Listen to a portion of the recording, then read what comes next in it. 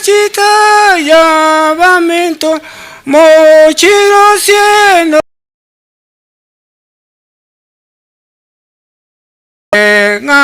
ngakore ke itaya yoke tadiumu bona bana baminto manyete orogendo rwabo babanyama na nyamanga babe yaru ibo musubati iga banta abani batore tora bamo gose tore tabauteli na ndugwa na inwe ndagera ko maretera bakaikaransa bakaria nande yogata taka noki nero yoko matebiga boni ento kwenda okora swairongo omusacho yaga swairongo bya baba oyo kabere nera agachaka ikaransa lituke na yumo gako yakali gucho omugaka nero konokia nero moko matebina so na ya so anyaro bono yo moirongare yo ndenga yabere bya baba inyara soete manya una saitani yago tokorere mirimo eyiya genda tokoreka nandi mijandi yago tokoreka omugako yaga gutura ko rusiko achire eyago matabina ki ekiaba butare kuigora na achira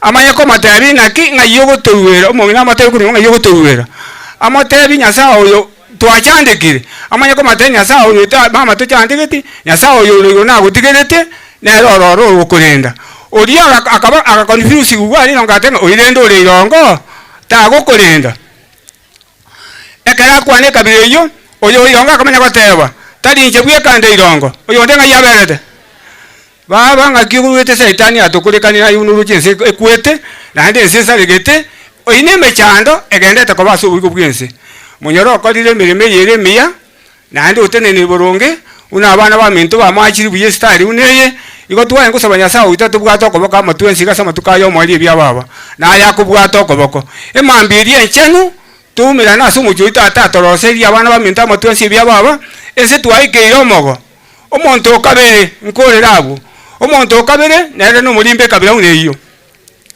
nere agacha nyomba omusani yagacha nyomba no mugaka una bagaka togosoka akari chambe ndibeke gagenyasi mogeni achire bakora dira gesi nyomba una nyomba chire chingale ga tobwati nyomba chire chingale saria bono akabatebiga omugako ye party ngi yajete nabageni anga bageni batano buoye gaiga ogo chigo ikara iga lichambe ndi arenge nyasi no mogeni yoye bwo mongina nali nyomba omusubati oyo akamanya batebya mogeni oyo le nyomba omugako tulire na royo bono ngakingo kora ayetene na gaigorore nkobisire lichambe akamubisire lichambo mulimba una kolimbani abantu atolimbani libono akamubisire lichambe bono ekera mubisire lichambe gabwo abageni bano ngo ikabati chisa cyokorara akatebya mongina ngusali chambe ko rwabo no moito no rabo orutabageni bararere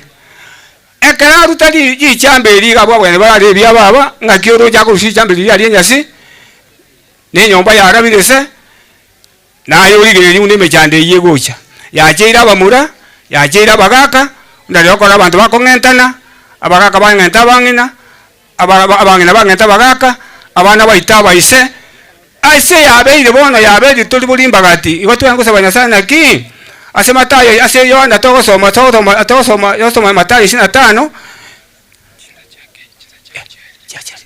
unatokosoma Matayo 25 kibunge kemo igeko tenga mbali nga baisike 10 patana bangaini na patana bali ngakibya baba barabali naye chora ngobo yomobo wabantu bali abangaini ense yaerire yesongo chare toikerugo tulika kutata torose tusabenge bya baba Nyasaye tatumu ya oyo ligoro mono twakwira niringambi ya mona ase mambingi ya uneye turuyu muyega oyo monene bwo musombo tata munyoro yorarire nande no mumanyete rietari yaye nabaminto barashinjira gocha orushye bigoja chinjira nande katokuru muyego yotakwanda asichinka nande ogenda mona intu tubwato koboko tata bwe meganda na intu tokorigererie ntore masungu jori gwatoroseirie igo twasabire mambingi ya uneye ase ritari ya uneye mwana Yesu kisomborio ito amen biamono chikwaya chirichia chire chitara register maleta gocha naende turaganie chikwaya not individual because of the tight program nyaguta bunangu kwa naiganga maikire stage ga nyaguta SDA church kwaya ebwa libwa go pathfinder mobwa tinyuma yaye uta anga mwana barolire mutwa neli find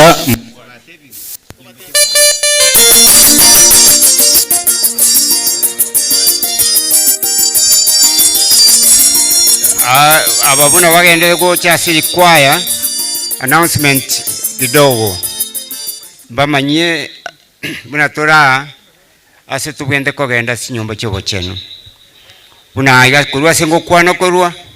That's my left. Aliya se primary school ya Nyaguta no abangina bakogenda sinyumba chobo chenu. My far left ntori gete chikwaya ntobe chiema inye for choirs. Alira aberaisi ekero bakurangera ugotera bacha bwango mbayira chinsa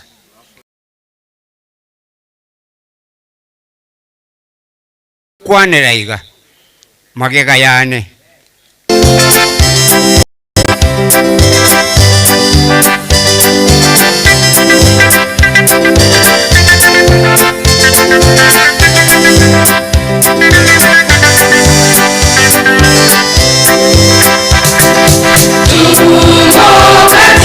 safari twaenenda mji Sayuni, sisi wasafiri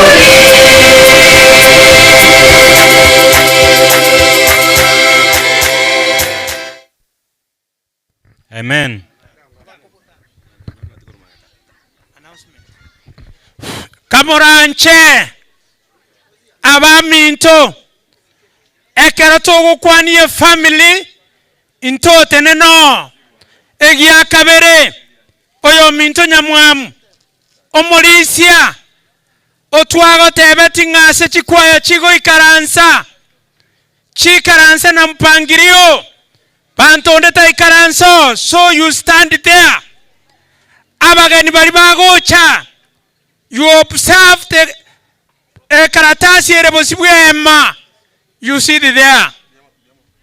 Thank you. Nyamwamugenda aliyo control chikwaya. Wanaofuata baada ya Libwago Nyanderema wawe nyuma yao. Nyanderema Church Choir.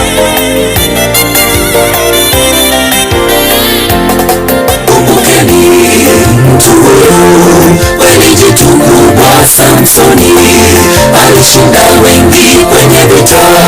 Kweli mtu huyu jitu kubwa.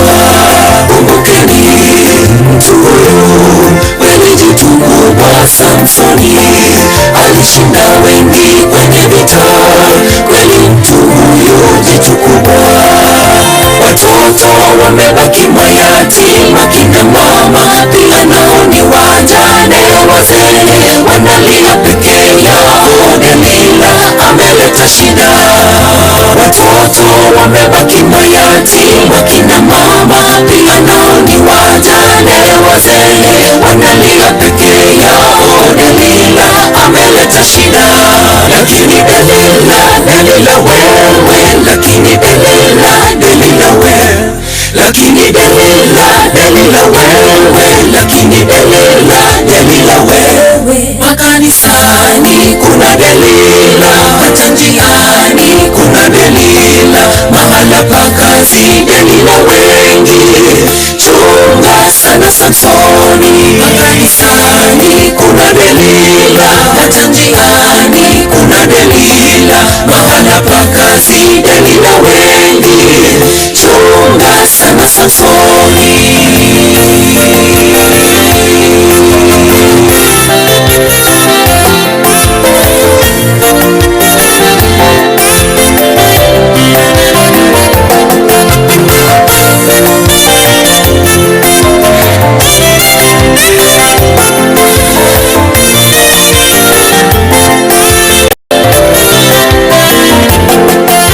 Sasa leo tumeitwa twende kwake Yesu mkombozi. Yeye ndiye Alfa na Omega, mwanzo tena mwisho. Haleluya. Ndugu, sasa leo tumeitwa twende kwake Yesu mkombozi. Yeye ndiye Alfa na Omega, mwanzo tena mwisho. Haleluya.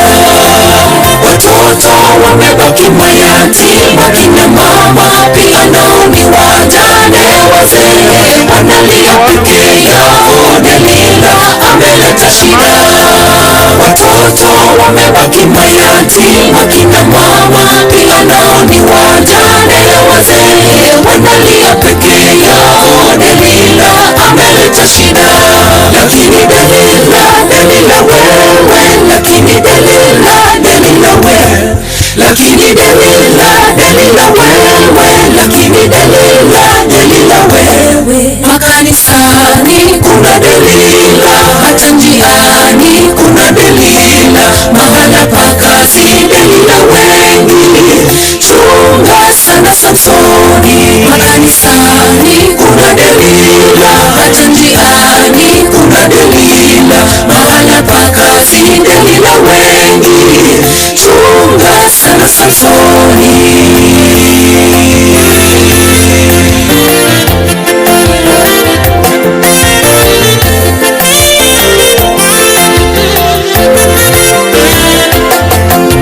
Watoto wamebaki mayatima, kina mama pia nao ni wajane, wazee wanalia peke yao. Delila ameleta shida.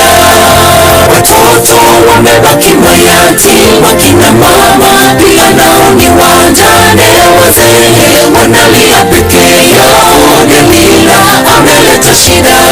Lakini Delila wewe, lakini Delila lakini Delila wewe, lakini Delila wewe. Makanisani kuna Delila, hata njiani kuna Delila, mahala pa kazi Delila wengi, chunga sana Samsoni. Makanisani kuna Delila, hata njiani kuna Delila, mahala pa kazi Delila wengi, chunga sana Samsoni. Watoto wamebaki mayatima, kina mama pia nao ni wajane, wazee wanalia peke yao, Delila ameleta shida. Watoto wamebaki mayatima, kina mama pia nao ni wajane, wazee wanalia peke yao, Delila ameleta shida. Lakini Delila wewe, lakini Delila wewe, lakini Delila wewe, lakini Delila wewe. Makanisani kuna Delila, hata njiani kuna Delila, mahala pa kazi Delila wengi, chunga sana Samsoni. Makanisani kuna Delila, hata njiani kuna Delila, mahala pa kazi Delila wengi, chunga sana Samsoni. Lakini Delila wewe, lakini Delila wewe, lakini Delila wewe, lakini Delila wewe. Abo bakorwo eyi nyanderema gekorwo ororo boronyi church choir mobe maiga yabo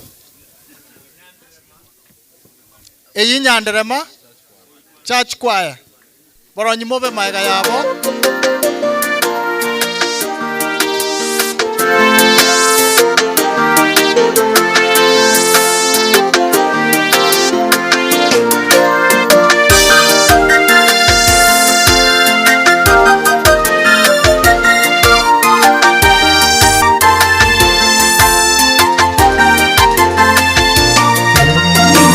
Za habari zake Bwana aliyekufa juu ya msalaba, atarejea duniani mara ya pili kuwachukua walio wake, na wenye dhambi watasaga meno wakishuhudia utukufu wake.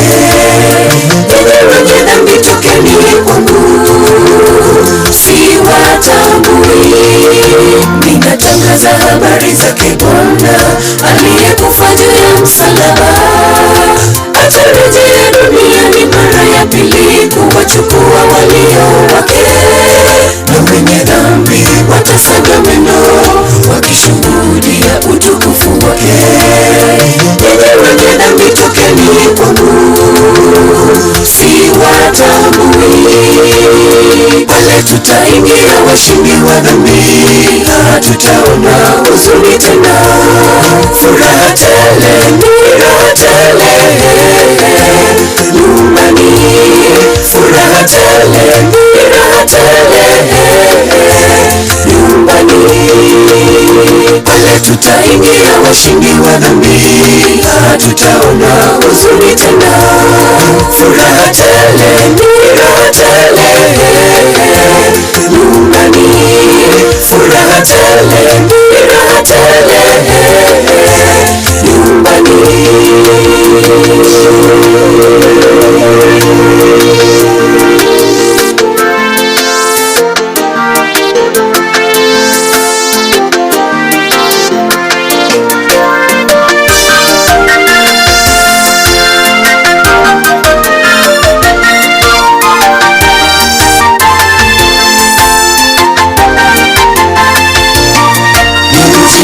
Uliopambwa vizuri kwa ajili yangu na wewe, tutaishi miaka yote watakatifu, tutakuwa na Enoka sasa na wengine, tutakuwa na Enoka sasa na wengine. Ni mji ule uliopambwa vizuri kwa ajili yangu na wewe, tutaishi miaka yote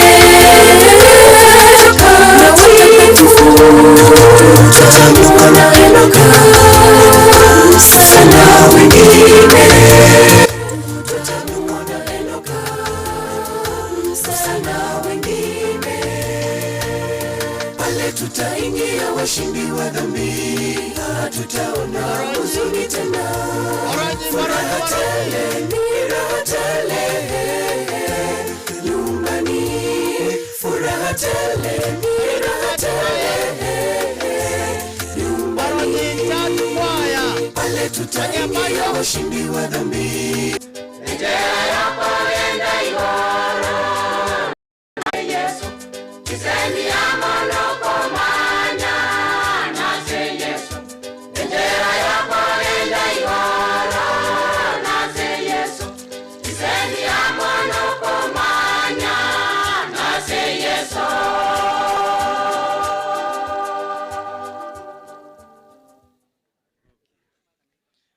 Ekwaya elitwa tete ariko maiga singenjete iyo ribwago yerera ekiagera yangenjo simba iyo ribwaga yerera omanyete naende na Pathfinder imagine akaro togo teba nga mugo chamotene ne maiga gwi minute na botoko batemwa no ikaranso mai atoko batemwa no ikaranse ribwaga tere.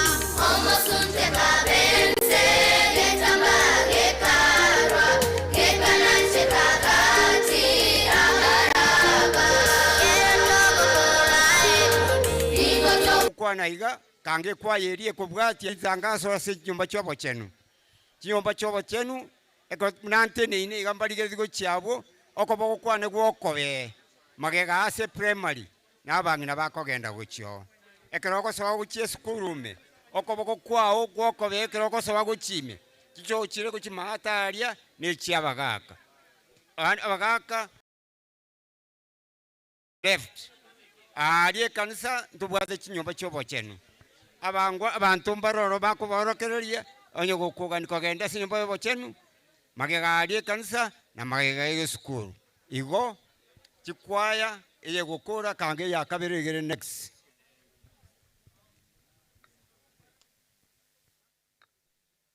ekeromo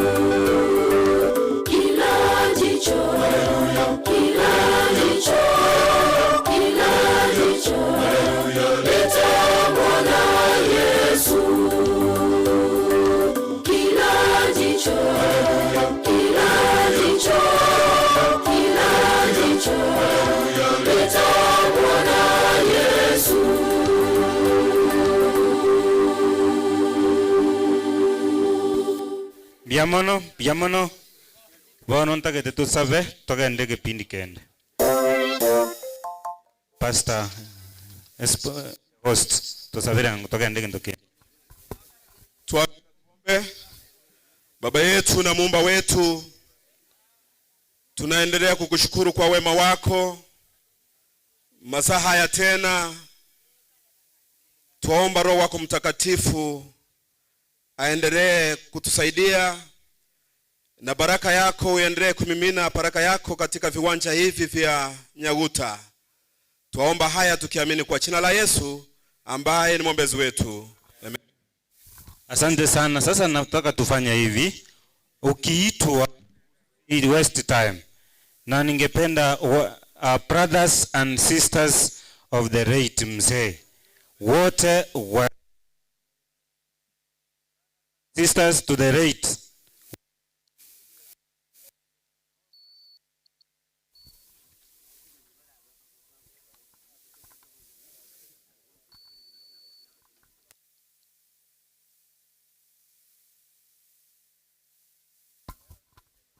mfanye haraka kidogo.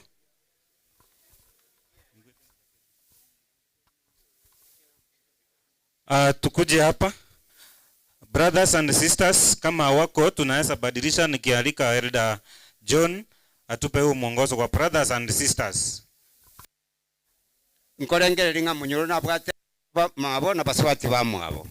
Ngai bagenda ruthu ngai more ekero mugo ikaransa tuganyete chisa kwagenda chire. Otokubatuma moje korora ngambo betu abatebe. Aba bamwabo munyoro nimanyete nga mbarororo. Abangina bana bagotuko kumuka kwa bokorogo kongu. Kumuranje kanga gatokubwa abana baro abacho kumuranje. Mwaba imukibwangu mwa bareta atubakura bwangu chinsa nchikoera. Iwondo jo ikaransa pakabono. Nyamubwati chinguru otokubate imbumba ukoni kurase mu ikaransete. Amangana yaere. Master Guide Security musimame hapa. Josh Igotoko bali bagasi njombo gotubwo mugakuria igonga abamwabo nkwana cha tunga nchio tenena gabo si abantu bale mwakwebicha bantu baro bamwabo munyoro nchiwango gocha tenena gaiga onte temotenene une family abana murambaro abana abana mbaroro asengecha abandi babo batayiyo abana bamwa yoroboka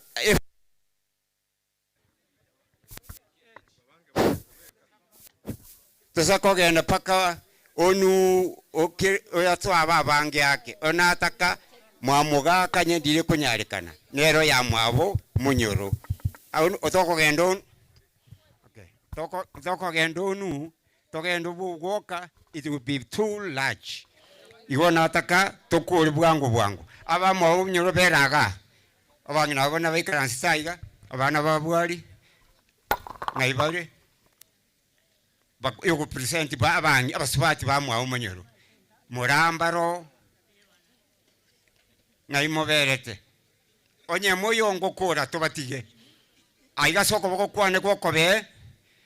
Abana bamwabo munyoro oyo mungino ko kunyaruri Jerusa nyaruri no mungino wa Omari omwabo munyoro mokogoti abamwabo mbale ba igotigatwa nakurokurwa enero mokogoti bande mbayo toratebe bamuramo mbayo oyo yakorokwa Ruth omungina omuindi oyo mwabo munyoro asebo igo Yotogote mukyo ko bokoigoro iga ba kwebicha amangana eligere likucharia se bicherege eye go chase baligeretia onjoka iga muligeria mwa kwebicha tukore bwangu oyo noyo mwabo nyamanga igako arubwete bogirango nyamanga no mungino nyina munyoro mwamorora nakwana koraiga tukore togende enyumba yogwoka nere kubwatia mwarigerie kamera aria tukore bwangu ogoka nero kubwatia ogwoka mbare gaiga mukia maboko igoro family ogwoka mwakwe bicha bia mono family yontiri sukamagega family yontiri nero mokogoti omwabo mogaka oyo ise monyoro ogwoka sukamagega family yontiri mukia maboko igoro igere nene bia mono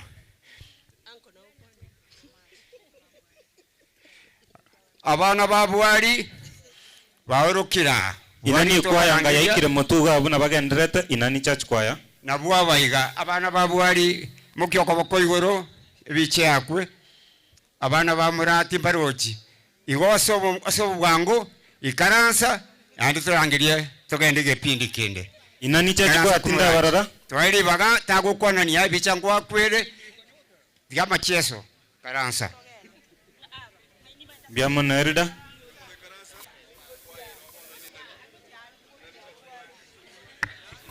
inani church choir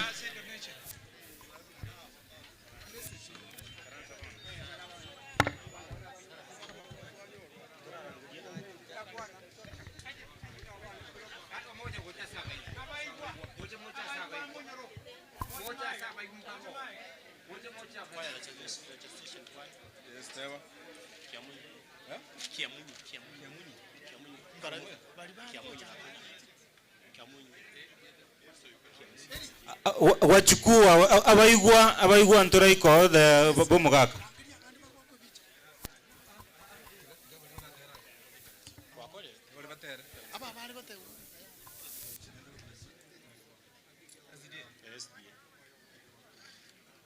yeye karibu we recognize your presence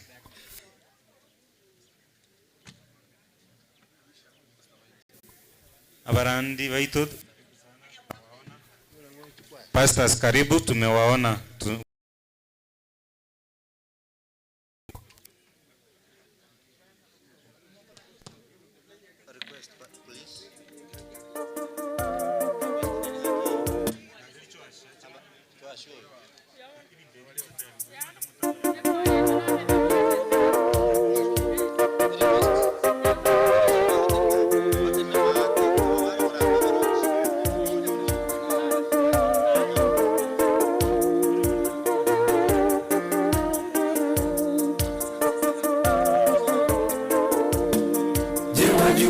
siku za isha na Bwana Yesu anakuja na ujira mkononi kumlipa kila mmoja na ujira mkononi kumlipa kila mmoja. Je, wajua siku za isha na Bwana Yesu anakuja na ujira mkononi kumlipa kila mmoja na ujira mkononi kumlipa kila mmoja. Wacha dhambi Yesu aita tukudhambi akurehemu chikora chomugaka mubeane chikorera chomugaka mubeane buna ubabukora mubetene ne mutwa chikorera Yesu aita tukudhambi akurehemu Yesu mkombozi utafurahi siku zote.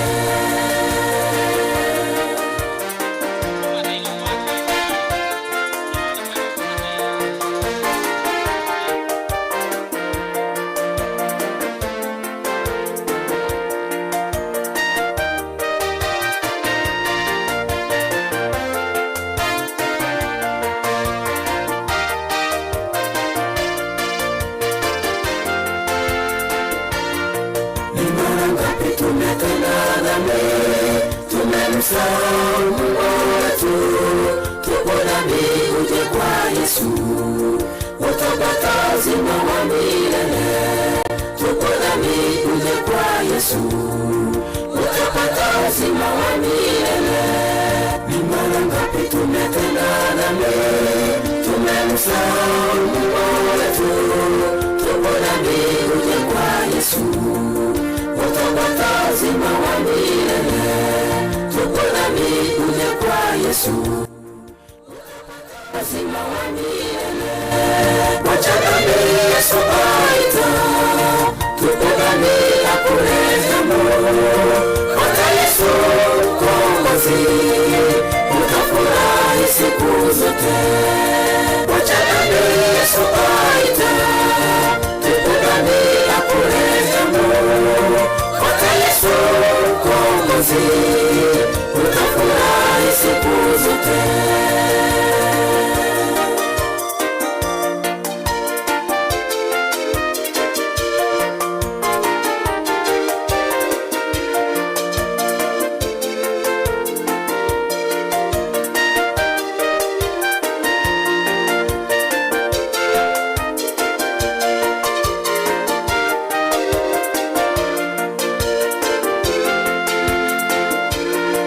Ijapokuwa sisi wenye dhambi, matendo yetu siyo mema, hayafai mbele za Bwana. Atatusafi tuwe huru, hayafai mbele za Bwana. Atatusafi tuwe huru. Ijapokuwa sisi wenye dhambi, matendo yetu siyo mema, hayafai mbele za Bwana. Atatusafi tuwe huru, hayafai mbele za Bwana. Atatusafi tuwe huru, wachagami Yesu aita tupigani akurehemu hata Yesu Mkombozi utafurahi siku zote wachagami Yesu aita tupigani akurehemu utafurahi siku zote wachagami Yesu aita tupigani akurehemu hata Yesu Mkombozi utafurahi siku zote wachagami Yesu aita tupigani akurehemu hata Yesu Mkombozi utafurahi siku zote. Asanti. Sasa tumeenda kipindi kingine. Twagendile bono toko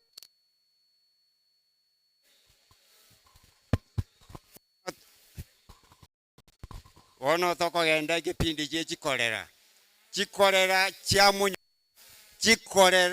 kya munyoro Israeli munyoro Urgaso mwanya gichanga chiete Buhari asaje kurumatunwa chikorera kya munyoro ase abana ba munyoro bachiete na ase abana ba munyoro banyomete kurwa chikorera kya munyoro kanga twatenera chikorera kya munyoro ontegete moswai gaiga busya te kaibere ona tebete ngagotokorangeria omoko batiyare ndori koganya chisa chigendare chikorera kya munyoro asa abana ba munyoro banyomete guchi banyomete kurwa na asa abaisika ba munyoro basogete chikorera nekero mogocha echibicha togocha mwakwe ekero mogwa kuchibicha mokori tena omokori guchiari ese biche kobera nari mogwakwe biche takogenda magega mono tenena omogotenena chikorera kya munyoro moche bwango kila ntisa kyaere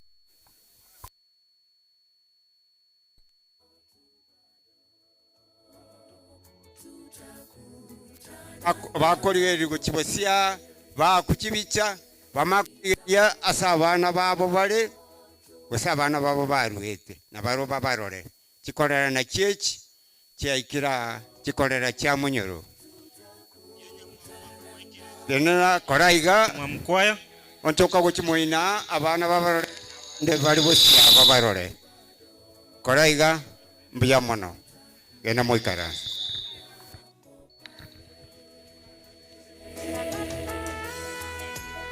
Dianya mwamu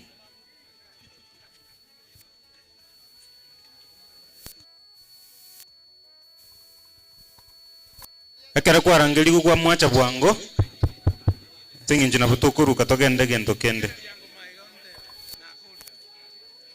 mwakora bwango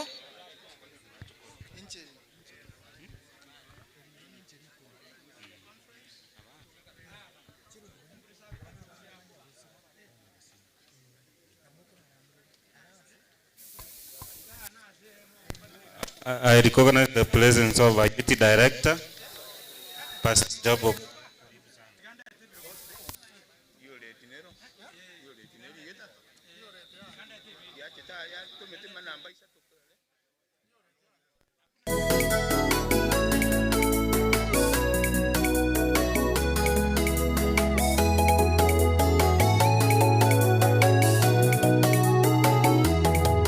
Kila siku, kila mwezi, pia hata kila mwaka, magharibi, kaskazini, pande zote ni vilio. Wapendwa wetu wamekufa, mayatima, wajane, kila mahali. Bwana wetu tunakulilia, uje utupe amani. Bwana wetu tunakulilia, uje utupe amani. Kila siku, kila mwezi, pia hata kila mwaka, magharibi, kaskazini, pande zote ni vilio. Wapendwa wetu wamekufa, mayatima, wajane, kila mahali. Bwana wetu tunakulilia, uje utupe amani. Bwana wetu tunakulilia, uje utupe amani. Twahangaika kila wakati, kifo kimekuwa tishio. Leo ni ajali, kesho ni ugonjwa, wapendwa wauana. Hayo yote yaonyesha kwamba ni siku za mwisho. Hayo yote yaonyesha kwamba ni siku za mwisho.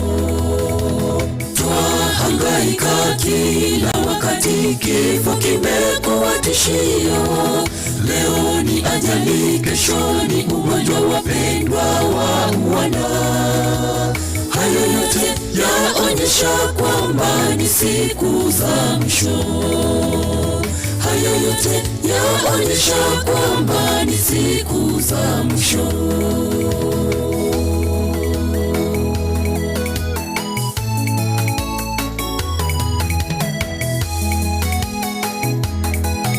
Nao watoto wa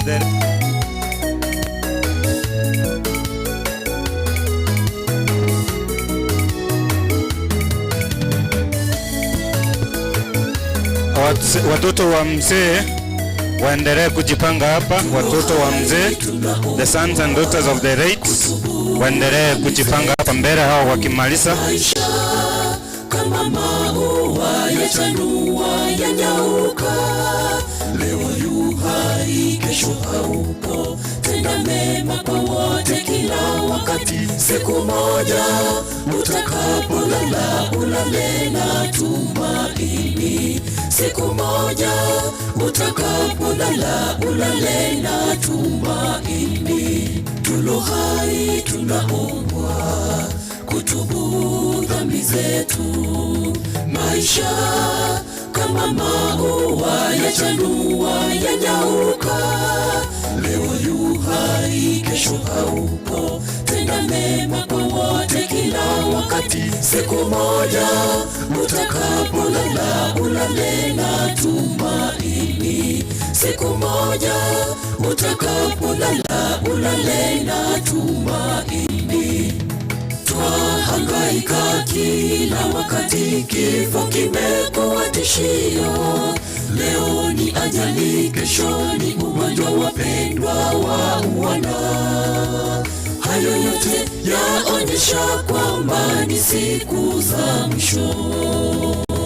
Hayo yote yaonyesha kwamba ni siku za mwisho. Twahangaika kila wakati, kifo kimekuwa tishio.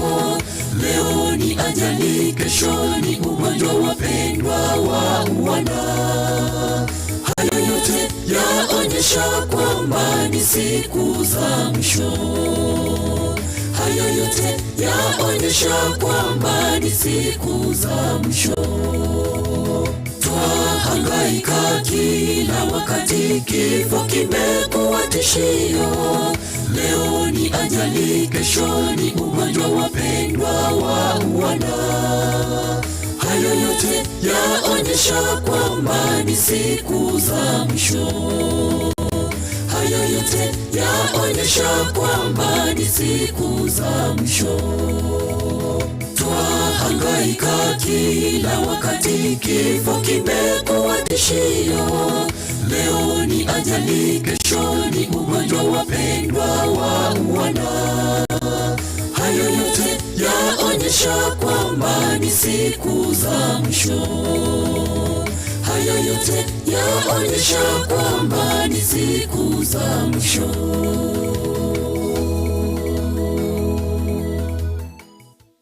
Biamano, abana bo mugaka, watoto wa mzee. When I say kuna watoto, the children and children-in-laws of the right, tafadhali ni wakati wenu mkuje hapa mbele wakiongozwa na Ogega. Ni wakati wa watoto wa mzee.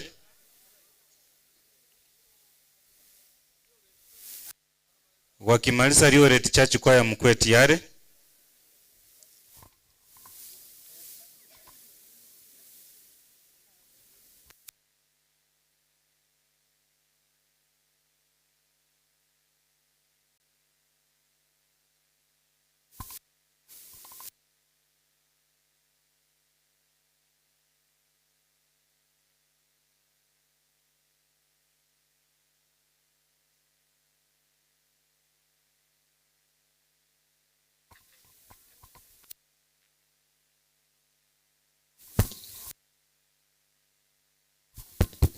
Egepindi ke no.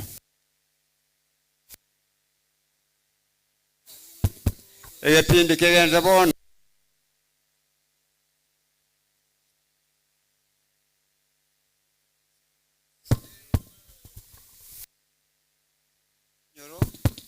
Abana ba Munyoro babe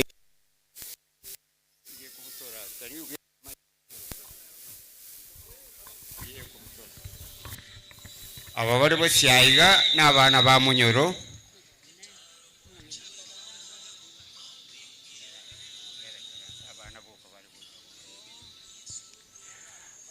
Aba baikaransi batenena n'abana ba Munyoro.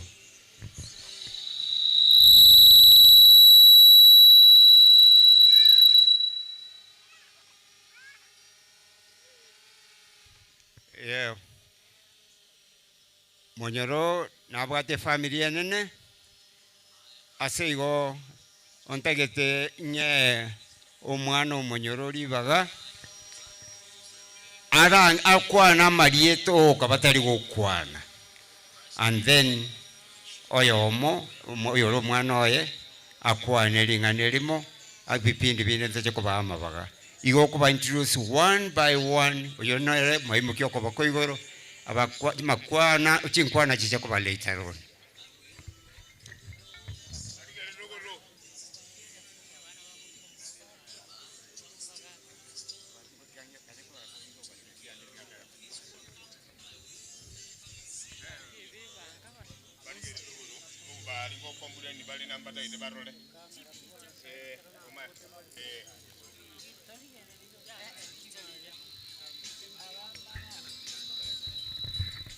Toigwana neiga abana baba Munyoro ntoja konyali baga abacha kuboya bagocha kororekana nane ndoko nyali gabara ache busia bakwe biche kyaro che Munyoro no mogako manene n'abantu n'abangi ibona ariko baburi bana tukwana iga oyo gukwanwa aimo kyoko boko igoro abacha kumuoya abairi baye kuruwa sachiete gusanywa mete bacha kumuoya bateneneiga babe recognized by raising their hands.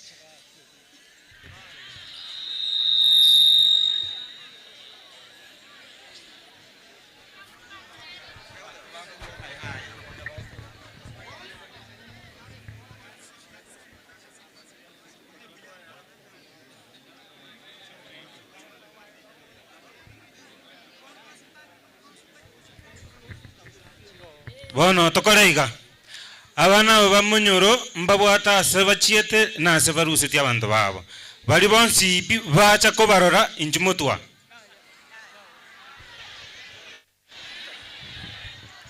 Okay, tigatoremereranie. Ori okorangerigwa nere abairi baye abasani akera bagokora emirimo no bagochaga iga bakwe bicha bamanya koirana nebe buya mono sana tuachake iro mumuromo nene.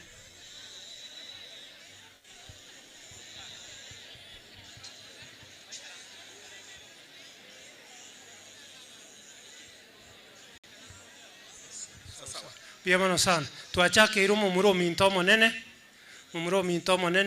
David, the late David Onyangi. Morugi oye, Sukabo Siongo. Morugi oye, Joyce, amono. Sukabo Siaiga.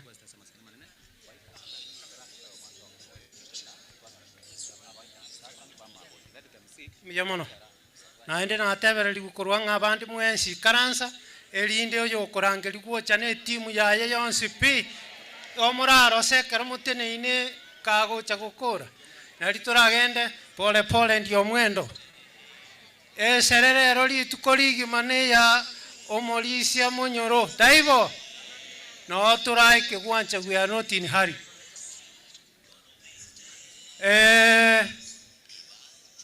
Bas Joyce Mura, David Onyangi, mumuro mintomone, the late David. Chenabana koranga nyona abana bali gocha baso ese timu yenye gote na wamuli. Kennedy ngaimule. Nyagaka amona ni chiama techenyo. Nchugocha Lea Chairo. Biamono sana. Abanabuo abasani n'abairi bachakora Joyce kurwa soba Joyce naiga nyaliacho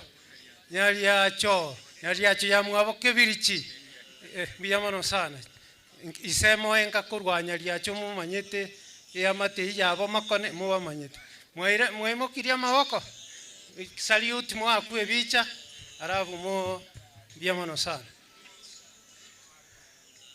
Abantu bechibicha na mugo nsigino bas oyo kobwatia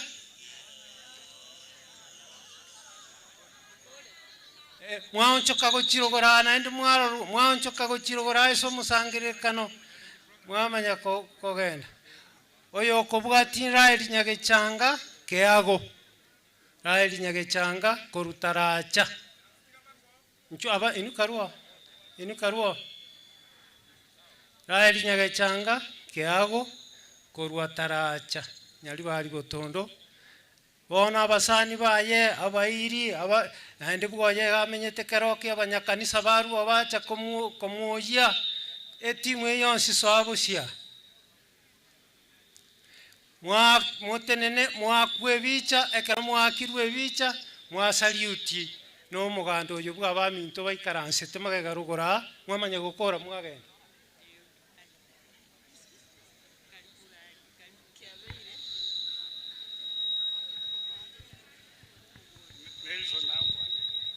Biyamano sana. Biyamano sana. Biyamano sana.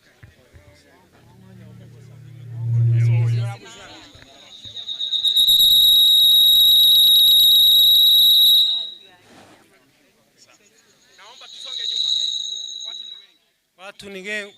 Watu ni wengi.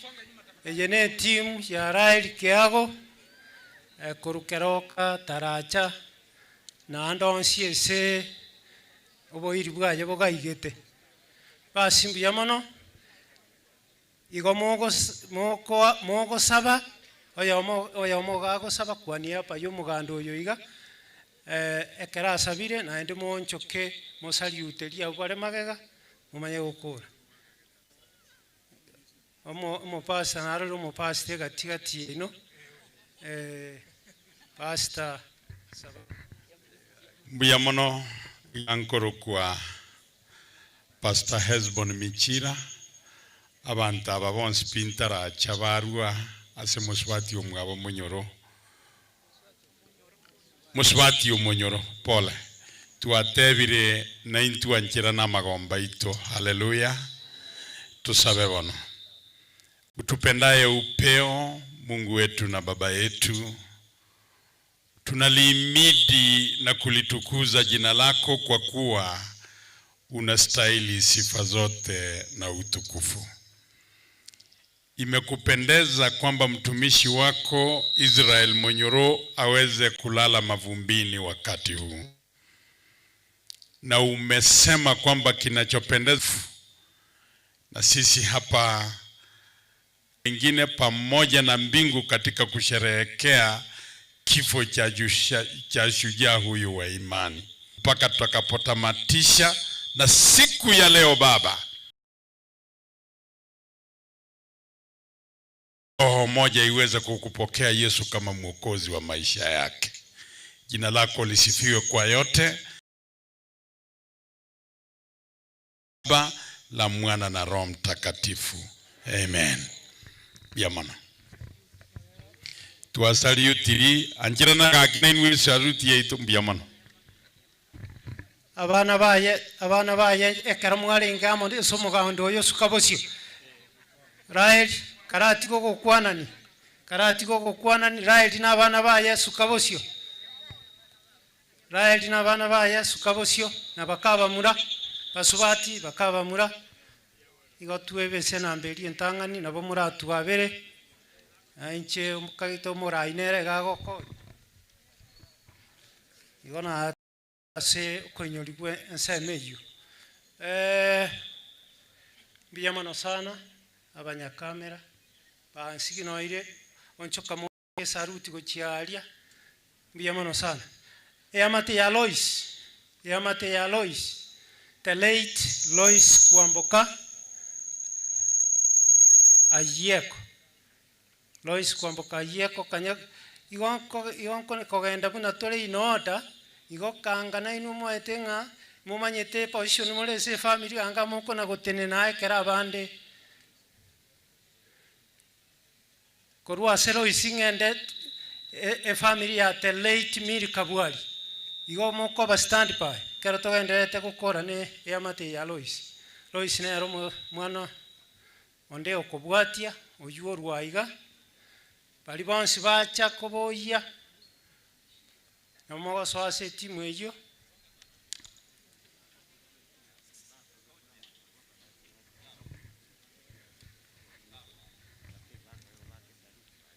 asante sana ndo chikinga na ende ne family mbali rokete tigo cha Lisirali West Kuria sub-county igokero kena beranya alikana na ribuna bakamenyete igo bas biyamono salute moncho kigo chimagalia abakenga batoka abana na abachokoro mwana Lois na abachokoro biyamono sana timu ya Miri Kabwali Korumatunwa Miri Kabwali Korumatunwa Poguche Miri Kabwali Bonuke Ondali family na abasani bacha kubakwania bacha kuboya inchuga igamwesi mosoe ekiombe ekyo kera tuligeti kogenda bwangu na bonta getimo konya soko okokora quick response mwacha bwangu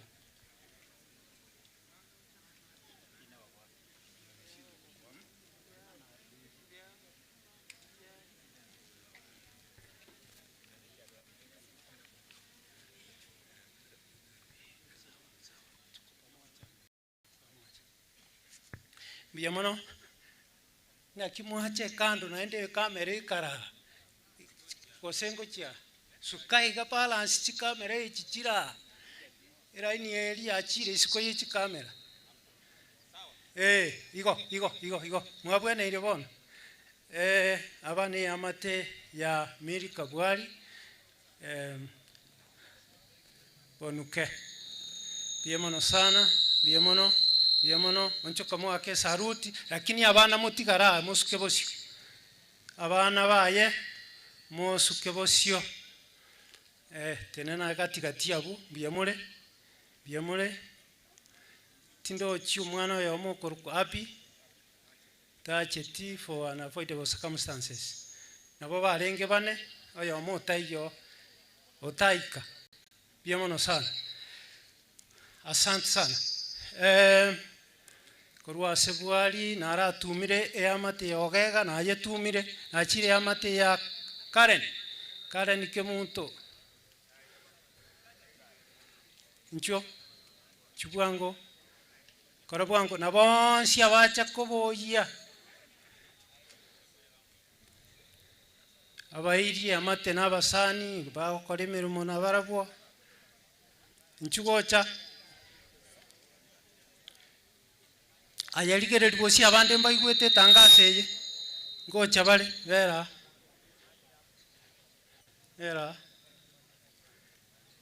digereri kuchiari esi kamera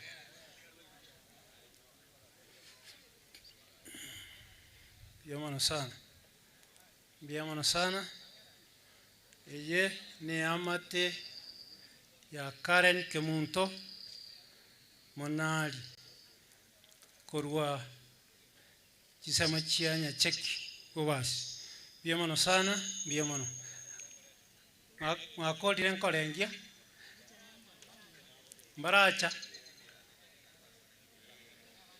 tachabwango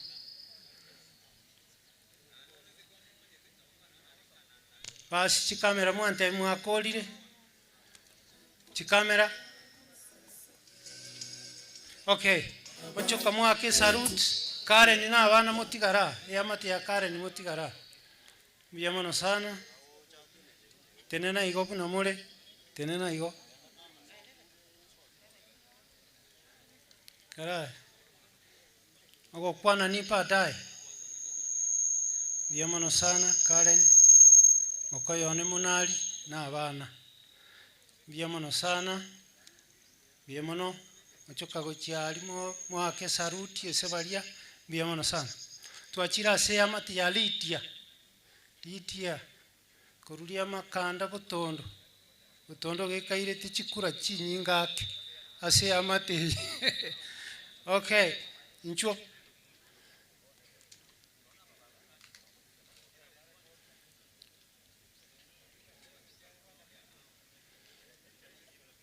abonsi abacha koboya bairi abasani babo pengine wafanya kazi pamoja na wao kanisa timu ne tachabu wangu ndo che timu ne korwalia na kurmata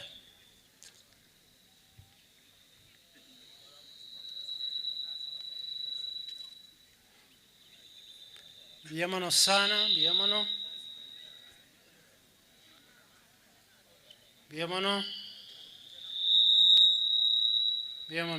nchoka mwake saruti ochirogoro amate tigare biamono sana biamono na kibacha ngoraiga igo banyoru twasukire raini amate sukabosio imwarara ake ebichara tuteneniri kuna kogenderere bas litia na abana mugaka shemechi na litia na abana sukabosio biamono asayo mwakolera gonchoka gochirogoro mwake saruti gochiaria biamono shemechi Samuel Kekanana na Muswati litia na abana nabe amate oyo motayo no nabere igo yamate ina benga naigo yamate ina benga na biamono sana nkolengie bicha ya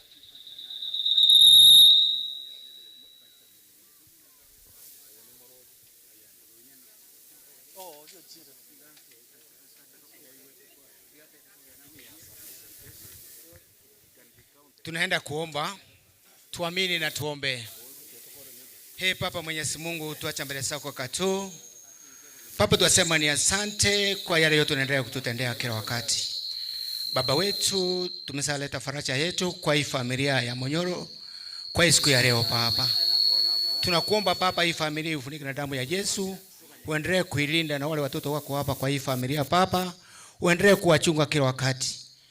Monyoro alikufanyia kazi na tunaomba watoto Papa nao wasina damu ya Yesu, waendelee kufanyia kazi, wanamjue Mungu, wale wote ambao wanasaliwa kwa hipoma. Na wale wote marafiki wamesafika hapa kwa siku ya leo Papa, na wao wafunike na damu ya Yesu, na kila wakati utembee pamoja nao, ulete upendo, amani na umoja ndani ya hii familia kila wakati, na utukufu wako uendelee kuonekana Papa kwa hii familia Papa. Baba wetu, tumeomba yote kupitia kwa Yesu Kristo mkombozi wetu. Amen. Familia yina kuru bamenyete oyino molisi obakuru alia ngombu ya monase ayo kuru aselitia niyo topande se pamera mura oyo menyete keroka pamera mura Rioret mkwe tayari pamera mura Rioret anga mwatene ndali motwe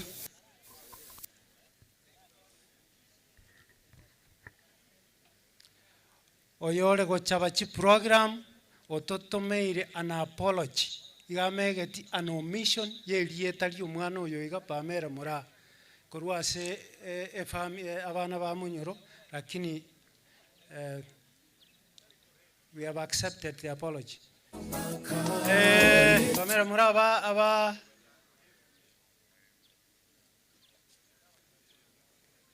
abarorire no bare amate tigara shemechi michira shemechi michiro ndati amana abana mura ebicha ogokwana ni padae tigatorende chinsa mbiamono sana mbiamono ligererie ebicha bosio mbiamono sana mbiamono mbiamono twasukire gochiase amate ya Nyabonyi Mary Teleit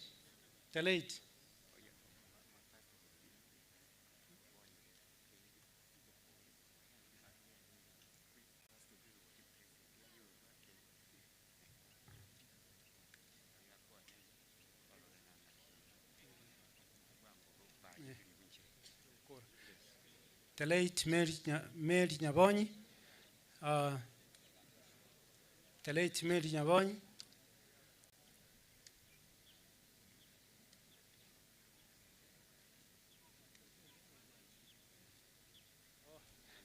igo bare abana abaiga bare batatu omwana mwabo moise kenero tacha na karanza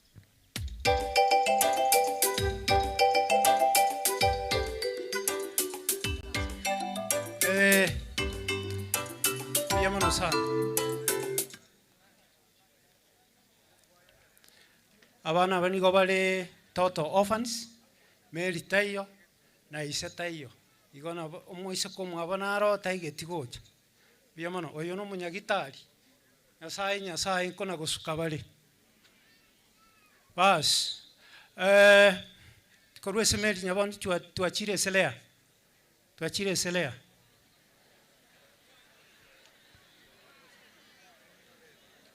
watera ancora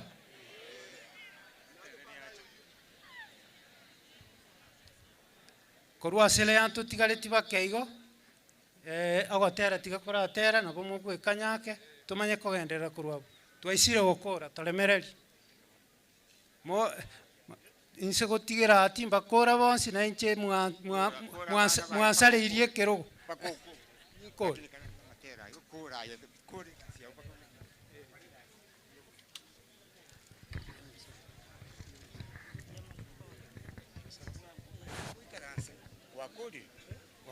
kati naye kwali kugenderera watebi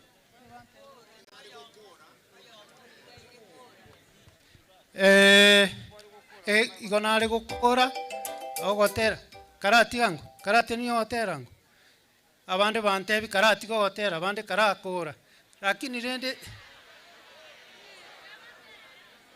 karati gango le anchubosio na bali bonse bacha komo twatiga iri bakai gotokore le anchubosio na bali bacha komoyi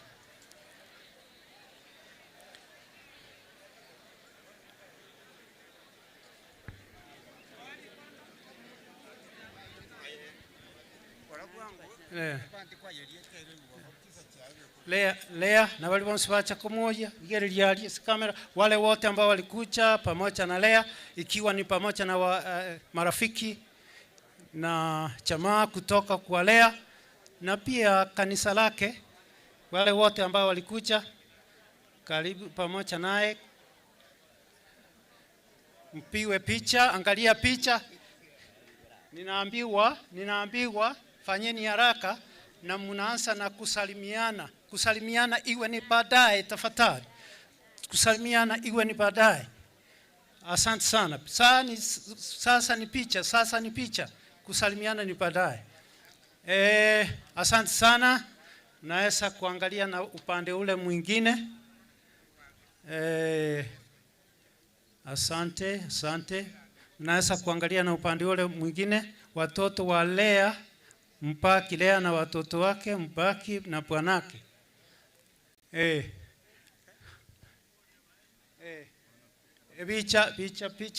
picha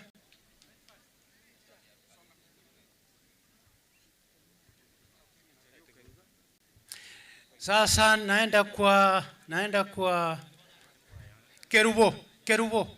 Kerubo nimepakisa wawili Kerubo akitoka ni wawili wamepaki niko karibu kumaliza Kerubo na wote ambao walikuja kumchukua wote ambao walikuja pamoja naye katika sherehe hii kwake ni Ibeno nyali bali chache wale wote ambao wamekuja na ambao ni marafiki kanisa lake na wote ambao wanamjua wamekuja kuomboleza pamoja naye na pamoja na familia yote.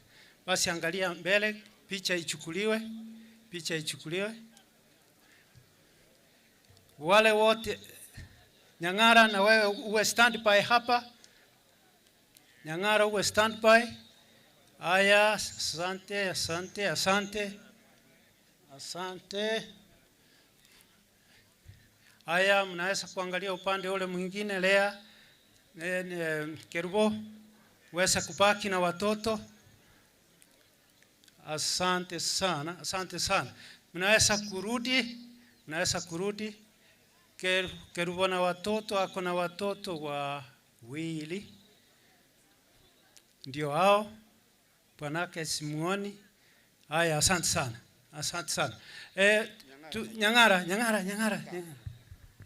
Nyang'ara wanakorangilio chaya bwangu. Onye tuli wote bwangu tutakuruka. Sasa imeenda. Na wote wale ambao walikuja kuomboleza pamoja naye pamoja na familia yote kwa jumla.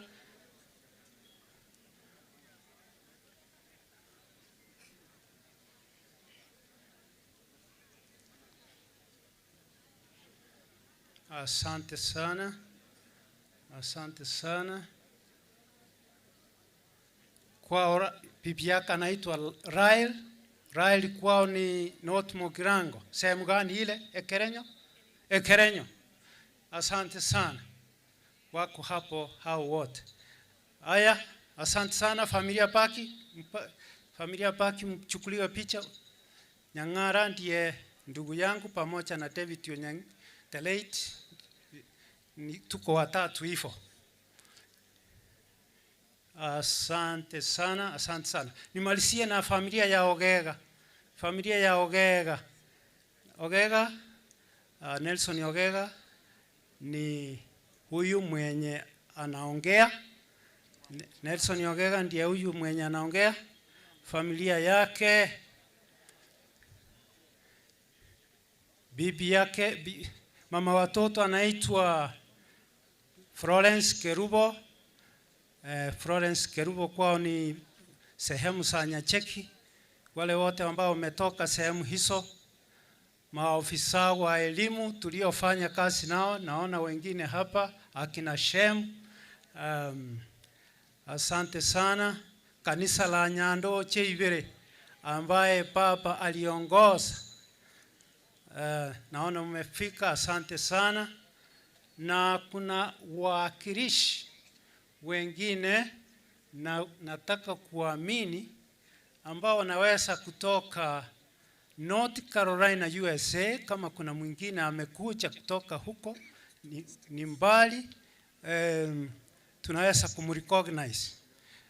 Matutu district kwa jumla, na mimi nilipata kuwa mwakilishi wa lay representative Nyamira Executive Conference Committee representing Matutu Station. Kama wametoka hapo, Matutu Station wote, asante. Charles, hapo nakuona, huyu alikuwa education officer mwenzangu. Shem, asante sana. Pia education officer CSO mwenzangu. Na kwaya ya Nyando Cheibere, mikono. Nilikuwa, sisi na Florence tulikuwa wana kwaya, wanachama wa hiyo kwaya. Asante sana.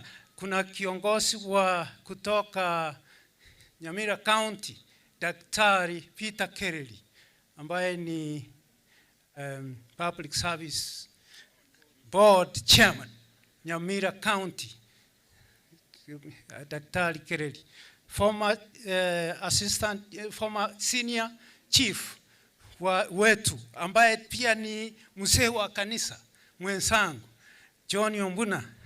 Na pia Daktari John Peter Nyangeri Simba, ambaye ni mshiriki wa kanisa hili la Nyando Cheibere, alikuwa hapa jana na alituma apologies zake za kutokuwa hapa leo. Kwa hivyo ni timu kubwa sana. Sijui kama kuna mwingine ametoka Marekani. Songa mbele, ujitambulishe kwa jina peke yake. North Carolina. Eno Kumwambi. Angalia. Oh, asante. Pole sana Bwana Monyoro Nelson. Erieta neno Kumwambi enkaerekia mukama na omenyete North Carolina. Thank you. Thank you very much. Okay, piga salute. Mnaona vile saa inatusukuma. Asante sana kwa kufika, na Mungu awabariki sana. Familia isonge mbele, familia ipaki. Familia ipaki hapa. Nataka kutambulisha mmoja peke yake ambayo jamaa na marafiki walitusaidia kusafiri nyumbani kutoka Marekani. Songeni mbele ile familia ya Marekani. Ile familia. We came 7 people of Monyoro's family. We flew home. Na wewe mama. Hapa. Kwa hivyo ni kwa hisani ya familia, ndugu na marafiki ambao walitusaidia kupanda ndege. Huyu ni Wycliffe mwenye tunakaa naye pale. Hakuna nafasi ya kuongea, turudi kwa wengine, alafu picha ituchukue sote, tumalize niwapokeze kipaza sauti hiki. Tusiharibu program. Sasa na mimi nimerudi hapa. Ngoja. Wapi mama watoto? Hapa hivi. Florence Keruo. Asante sana. Okay. Ngoja kidogo. Asante sana. Aya, tuangalie pande hii ingine. Asante sana watu wa Mungu. Asante. Watu wa mwali bagase gicharo mumura na mwana Nyang'ara oire chinsa, lakini tutubwati bwangu ekwaye yegegotera, after which toe pastor ito mukorokoro kwa Moronya uyo bwate history akwane amangana in short metere na maite praise togendere tukuri bwangu.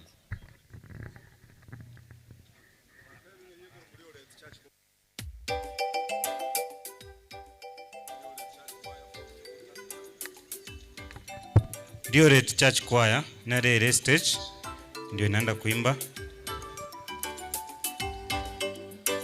No wanjani bongoloki nyasaye tatakalu mwana ye omo maima elindekero ya mora mwengende eretasira anyorogo ngima wakare elindekero ya mora mwengende eretasira anyorogo ngima wakare no wanjani bongoloki nyasaye tatakalu mwana ye omo maima elindekero ya mora mwengende eretasira anyorogo ngima wakare elindekero ya mora mwengende eretasira anyorogo ngima wakare no wanjani bongoloki nyasaye tatakalu mwana ya nyasaye tatakalu mwana ya omo maima elindekero ya mora mwengende eretasira anyorogo ngima wakare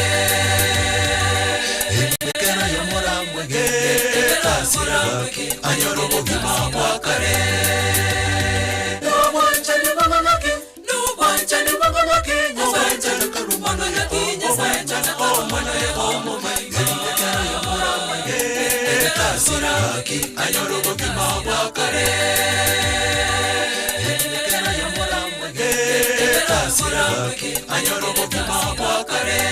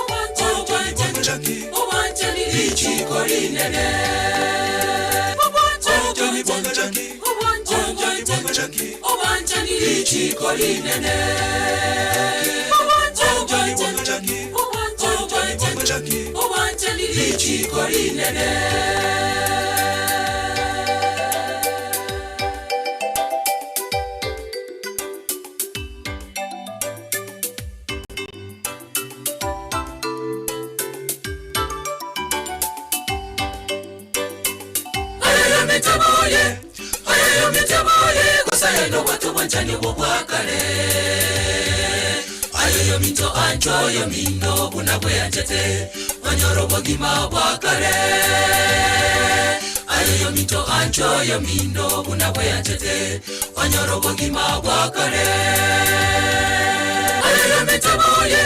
ayo mitaboye kusayeno watu wanjani wakare ayo mito ancho yo mindo bunabwe anjete anyorogo ngima wakare ayo mito ancho yo mindo bunabwe anjete anyorogo ngima wakare toko nyara wanja oyo tarochi tara mwanja oyo moyote toko nyara wanja oyo tarochi tara mwanja oyo moyote toko nyara wanja oyo tarochi tara mwanja oyo moyote nyara wanja oyo tarochi tara mwanja oyo moroche.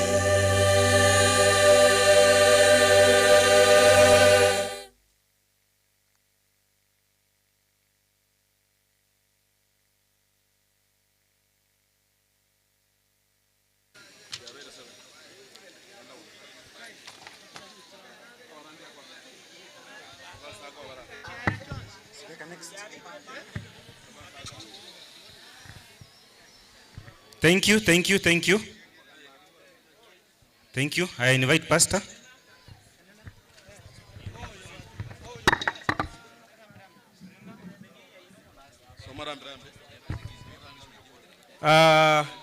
abaiga no baramo naintwe Dr. Kereriko Nyamira County.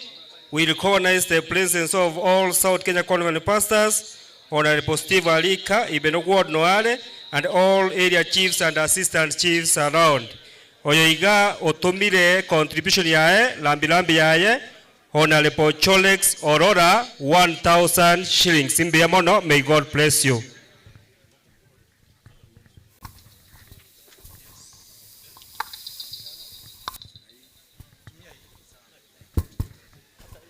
Na wamkua wageni wa msee Pathfinder Kichana, nashukuru kuona umati huu. Mimi ni Pastor Moronya no muigua yande. Sitachukua muda kwa sababu nina mengine ambao naenda kufanya. Langu nimetengeneza karatasi kwa ajili ya familia. Karatasi ambao nimeacha itawasaidia baada ya mahubiri ya siku ya leo, baada ya mkutano wa siku ya leo, hata siku zijazo. Nimeonyesha familia ya mzee Munyoro. Yeye ni wa Mugaka, Onyakondo, Ketenga, Nyawaita, ogende boto, kiririri. Ulio iteta wamanyi iga agakora. Bagasikira. Boto yo iga lengo yo ogendi no yo nyangole. No nyangole no yo manyanta. Manyanta igaro yo mwanja oyo tabichi omwanja bantu no yo mosueta. Mosueta no yo goibabe mogombwa. Oibabe no yo mogusi igale kurukwa oega. Igaba tugesicho asengencho barwanerete gesicho. Kiti ikaraba. Aseigo nenche nagokire nanyoriri bageri eleseniere ima ige koboli ngaki. Who is the father in a family setting? Father tata ningo ase amate nesiro efu igale facilitator igale fearless no yenekero egento kiaburisiko mongina igakobolinga mzee kuna sauti mbaya nje maana najua yeye is a fearless person. Asego dakika zangu zimeisha. Lesson hii itawasaidia. Imenibidi nitoke nyumbani kwetu huko Majoge, kuna mengine mengi. Ilinisimu nije na nimeona umati huu, nimeridhika. Mungu atusaidie. Hapa ndio nilifanya harusi yangu 1964 December 22nd. Kwa hivyo omoigua yembwate. Thank you. Thank you. Naomba mtoto wake ambaye ni Ogega pamoja na wasonge karibu na kipaza sauti pale na picha. Ogega na mtoto wake pamoja na mama yao ambaye amepaki. Naomba mkaribie pale. Ogega ni mtoto wake pamoja na hawa ndio wamepaki katika poma pamoja na mama yao ambaye atakuwa katikati hapo.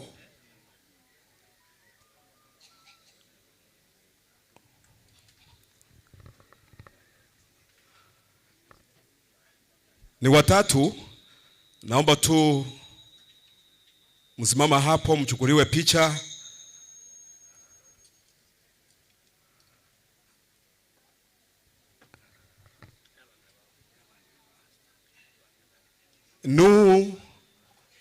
Sijaona mke wako hapo. Na Ogega sijaona mke wako.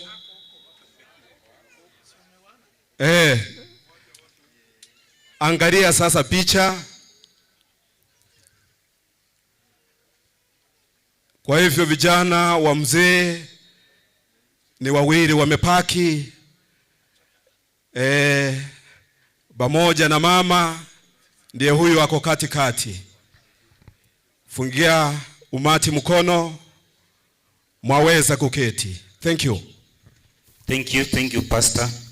Now I invite Steve. Steve Bonuke, it's your time.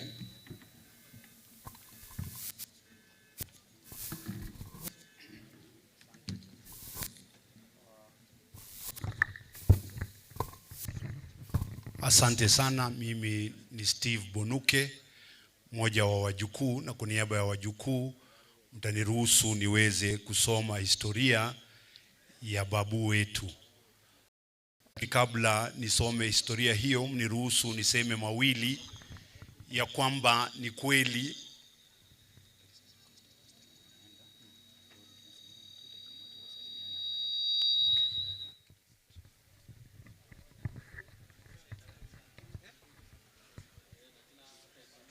Barikiwa sana.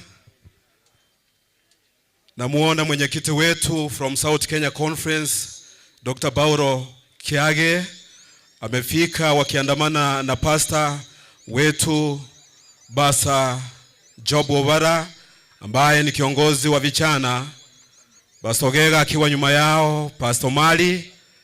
Sasa nawaletea pastors wetu ambao wako katikati mwetu wawili, alafu watusalimie waweze kuondoka, wanaenda sehemu zingine.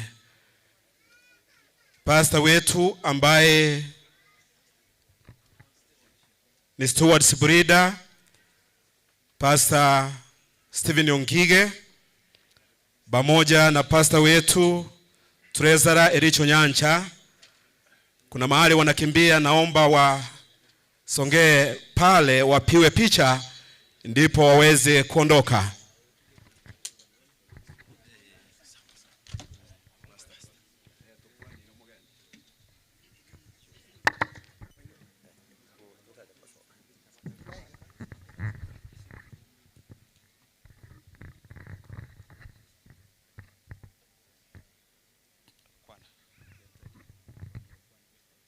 Waombolezaji wenzangu na wasalimu nyote kwa jina la Yesu. Hamjambo. Tunamshukuru Mungu kwa maisha ya mzee ameishi, ambayo ni maisha imegusa wengi, na ndio wengi wamekuja kwa ajili ya hilo. Tunamshukuru Mungu kwa ajili ya familia ambayo imepaki nyuma, na tunawaombea Mungu aendelee kuwafariji na kuwapatia tumaini linalopita kaburi. May God bless you in Jesus name. Pamoja na hayo, kiongozi wetu atakuwa hapa, na kwa sababu ya huduma ya namna hii, wengine tutaondoka kwenda mahali pengine. Ili tulazimu kufika, maana jemedali wa Mungu huyu alimguza kila mtu. Sasa tunaombea familia. Tuombe. Mtakatifu Muumba wetu uliye mbinguni, heshima, utukufu na mamlaka ni vyako milele. Saa hii ya pekee tunaposimama kwenye mkutano huu, tukiomboleza mtumishi wako uliyempa jukumu kubwa, tunaomba ukubali shukurani zetu kwa kazi njema uliyomuongoza kufanya. Na tunakushukuru kwa kumbariki na familia kubwa. Wape ujasiri wa kuendeleza huduma ya Injili sawa na mapenzi yako. Viongozi wote wa kanisa tumefika hapa kushuhudia kwamba amemaliza safari yake. Tunapokuwa hapa, utuongoze kwenye ibada ya siku ya leo. Waombolezaji wote wakubwa kwa wadogo waliofika hapa, kwenye mioyo yao wanaomba faraja kwa familia. Uwabariki, na wanapoondoka baadaye wape rehema ya usafiri. Mwisho wa mambo yote, Muumba wetu, turuhusu kuwa warithi wa ufalme wako. Kwa jina la Yesu Kristo ndiye Mwokozi wetu. Amen. Thank you.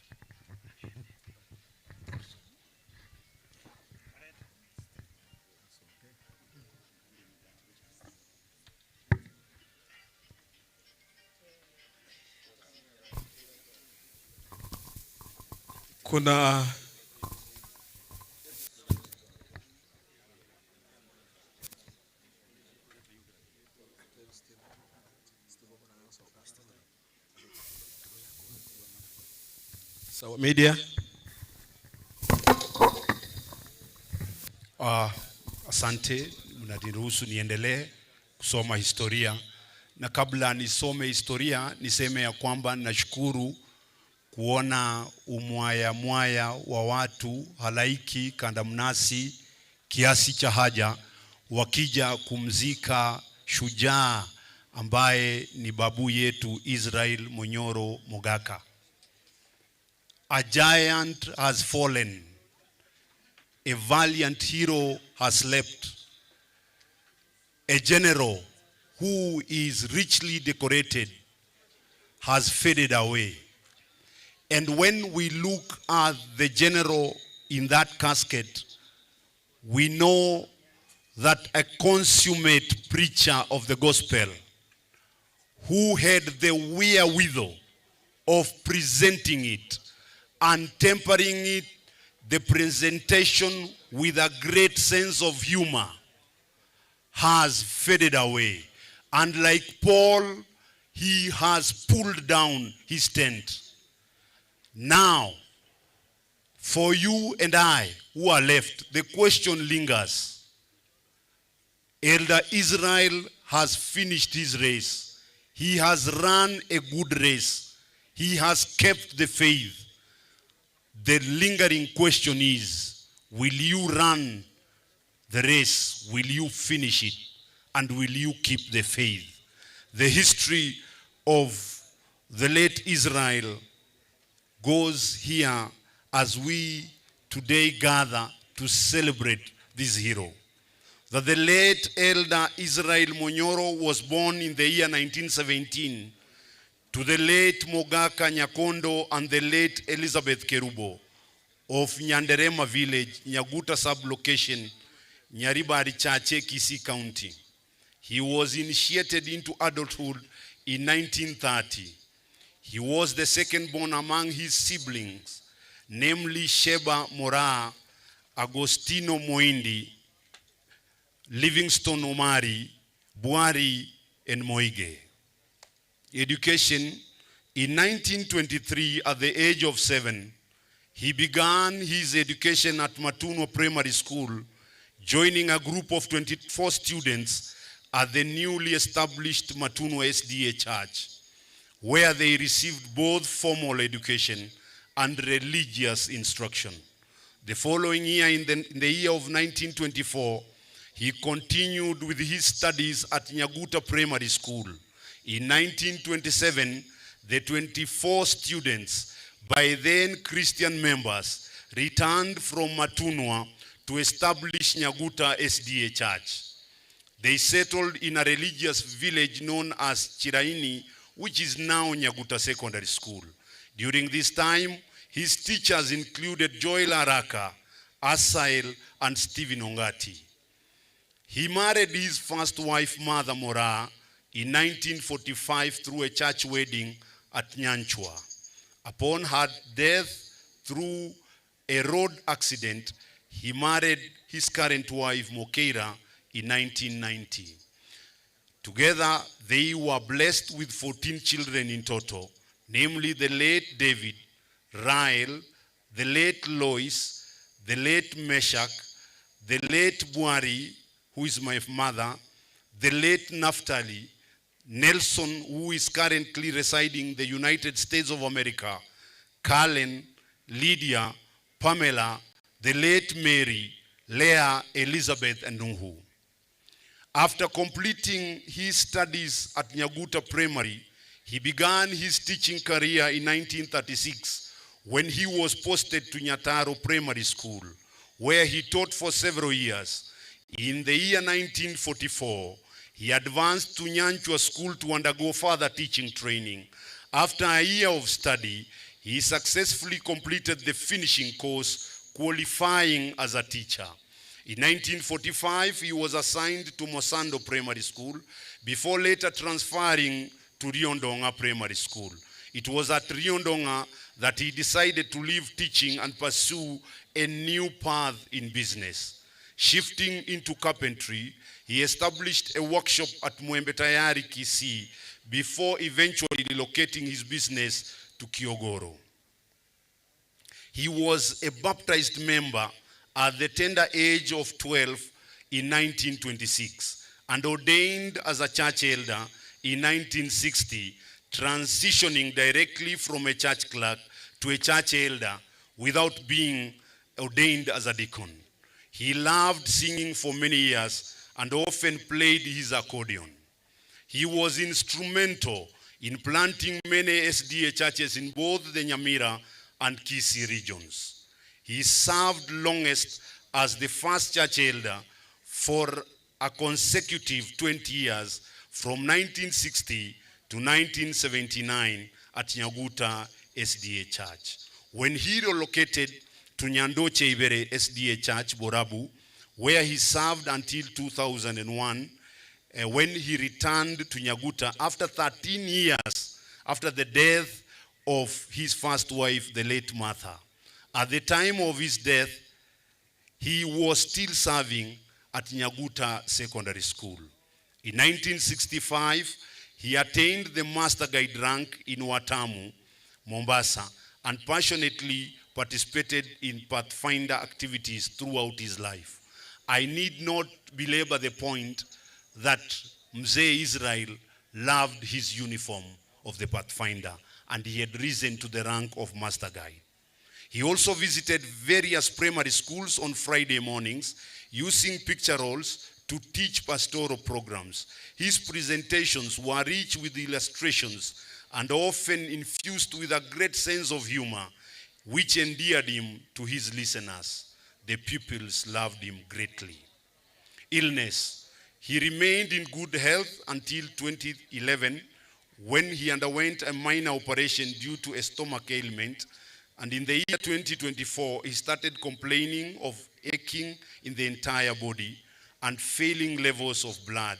He also experienced swelling of the legs, general weakness, and inability to walk, which confined him to a wheelchair for mobility. Subsequent medication and medical examination revealed he was having a condition of a rapid falling blood levels. He was given a date to attend a clinic, but before that date, on the night of 22nd January 2025, he developed breathing complications and was rushed to Kisii Teaching and Referral Hospital. He was put on oxygen and received a blood transfusion, but succumbed to death while being attended to. Death and legacy. He passed away on the 23rd of January 2025 at the age of 108 years. He left behind 11 children, 45 grandchildren, 72 great-grandchildren, and 19 great-great-grandchildren, and a rich legacy of great faith. The family deeply cherishes his remarkable life, expecting a glorious reunion on the promised day. I have fought the good fight. I have finished the race. I have kept the faith. Now they are in store for me the crown of righteousness, which the Lord, the righteous judge, will award to me on that day, and not only to me, but also to all who have longed for his appearing.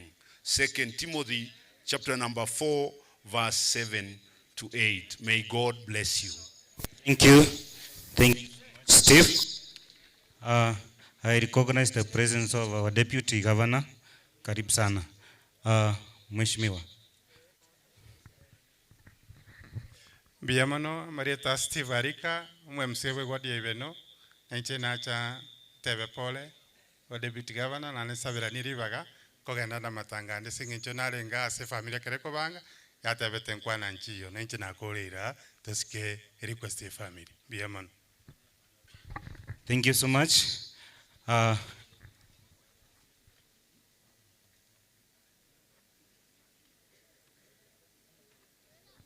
Amatembe Church Choir. Amatembe Church Choir.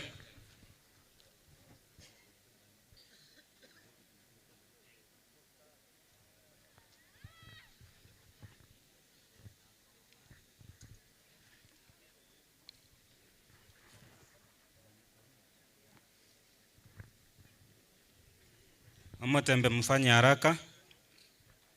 As master guide wanaendelea kujipanga.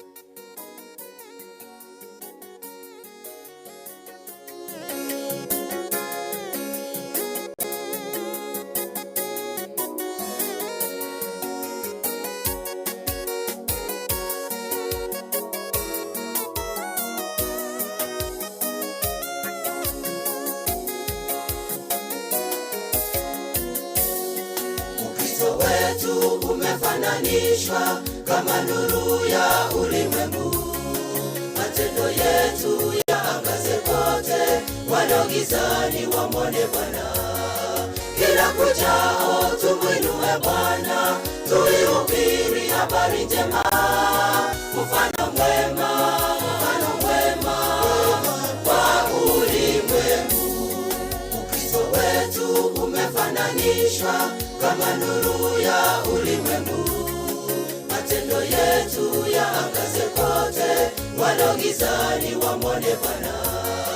Kila kuchao tumwinue Bwana, tuihubiri habari njema. Mfano mwema wa ulimwengu. Tuangaze vema kwa matendo yetu, ulimwengu umuone Bwana. Habari njema kwa kila taifa, habari njema kwa watu wote. Tuangaze vema kwa matendo yetu, ulimwengu umuone Bwana. Habari njema kwa kila taifa, habari njema kwa watu wote.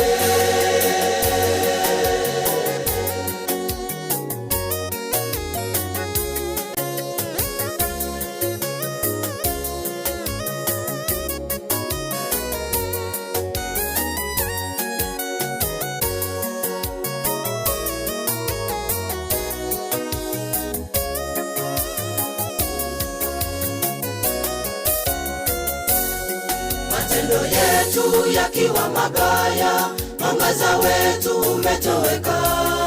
Tumefunika taa zetu ndugu, kweli mwangaza haupo kwetu. Uturehemu Bwana twakuomba, turejeshe mwangaza kwetu. Tuangaze kwa ulimwengu. Matendo yetu yakiwa mabaya, mwangaza wetu umetoweka. Tumefunika taa zetu ndugu, kweli mwangaza haupo kwetu.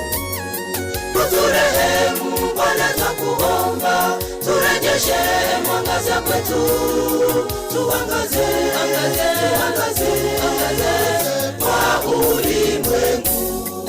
Tuangaze vema kwa matendo yetu, ulimwengu umuone Bwana. Habari njema kwa kila taifa, habari njema kwa watu wote. Tuangaze vema kwa matendo yetu, ulimwengu umuone Bwana. Habari njema kwa kila taifa, habari njema kwa watu wote.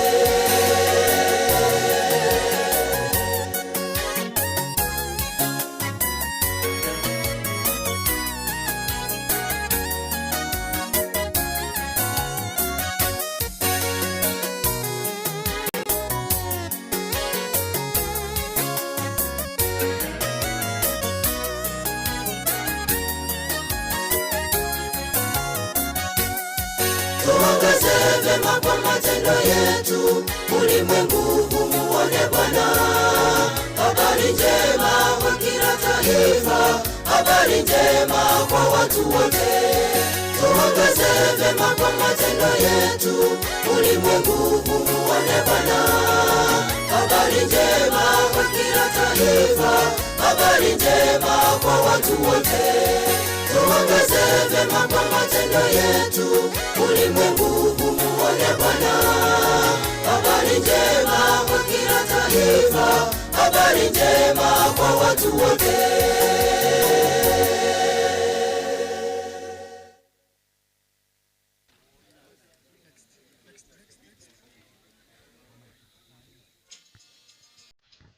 Master Guide.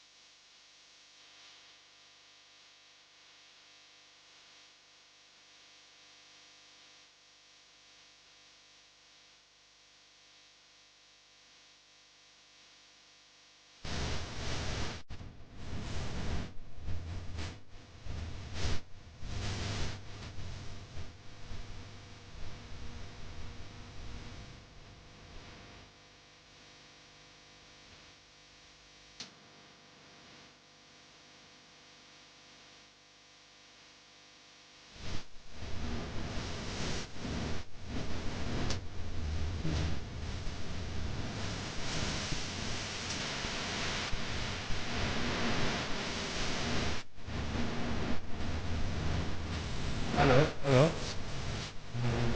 Asante sana.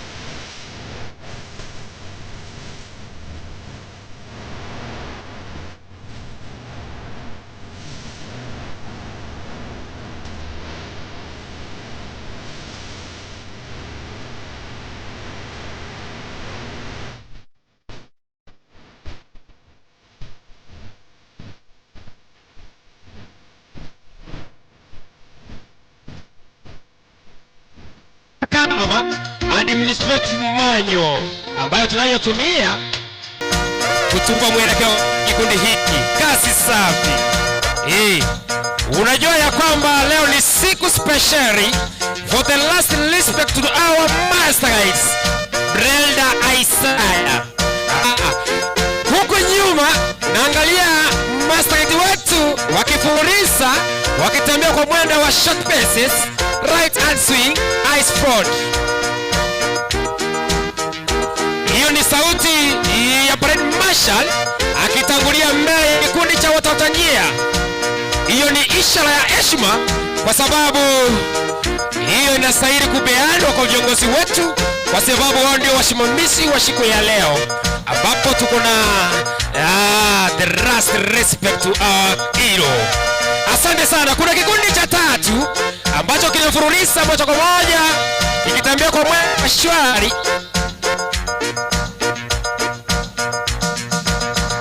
Asante sana. Mkifika karibu na waya ambazo zimepita chini ya ardhi, unastahili kuinua miguu yako juu kidogo ndiposa tuweze kudumisha usuri wa kupeperusha ya matangazo. Kazi safi. Asante sana vijana wetu. Unajua na wafahamisha ya kwamba haya mambo yanastahili kunakiliwa na kuhifadhiwa ili yaweze kutumika wakati mwingine, ambapo vijana wetu wamejitahidi siku ya leo wanafurulisa kazi hii. Nami mwenye akoba mbele ni Wen Sylvester Obegi kama mtangazaji anafurulisa moja kwa moja kutoka maeneo haya. Asante sana na Mungu aweze kuwabariki kwa kazi safi. Kuna kikundi cha 4 ambacho kinaongozwa na kijana wetu akiwa amevalia nguo yake ya rasmi akisema ya kwamba hiyo sauti yake itatoka kwa tumbo ili iweze kusikika. Na wafahamisha ya kwamba ukisikia sauti inayosema eyes to the right ni ishara ya heshima. Asante sana. Kuna kikundi ambacho kimevalia nguo zake za rasmi, basi ni shati ya white ikiongozwa na parade marshal anayefahamika kama Mr. Waweru akifurulisa moja kwa moja. Ni kikundi cha South Kenya Conference ambao ni MTs ya Master Guides. Wanatembea kwa mwendo wa shwari. Hao ndio viongozi wakati wao na kufundisha watoto. Wanafurulisa kwa mwendo wa shwari, yani short paces, double hand swing, eyes front. Kazi safi na Mungu awabariki kwa wakati wenu wa kujitolea kueneza Injili mahali popote tunapoitwa.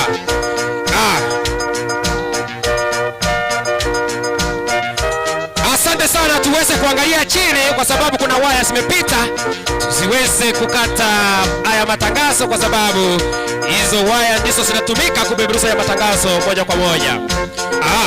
Hii ndio utamu kwa katika kikundi hiki. Asante sana Elda aliyetuaja ama aliyeaga, ni mmoja wetu katika kikundi aliyekuwa kama Master Guides. Alikuwa anafurulisa moja kwa moja jinsi sisi tunafurulisa sasa hivi. Asante sana Master Guides kwa sababu mmechukua wakati wenu na Mungu awabariki. Kuna kikundi ambacho kinafurulisa. Kikundi cha mwisho ni kikundi cha Master Guides. Tuweze kutembea kwa mwendo wa kasi sana kwa sababu hatuna muda. Kikundi cha mwisho ambacho kiko na uniform ambayo inametameta sawa sawa. Tuweze kufurulisa kwa mwendo wa kasi. Tuweze kufurulisa kwa mwendo wa kasi kwa sababu hatuna.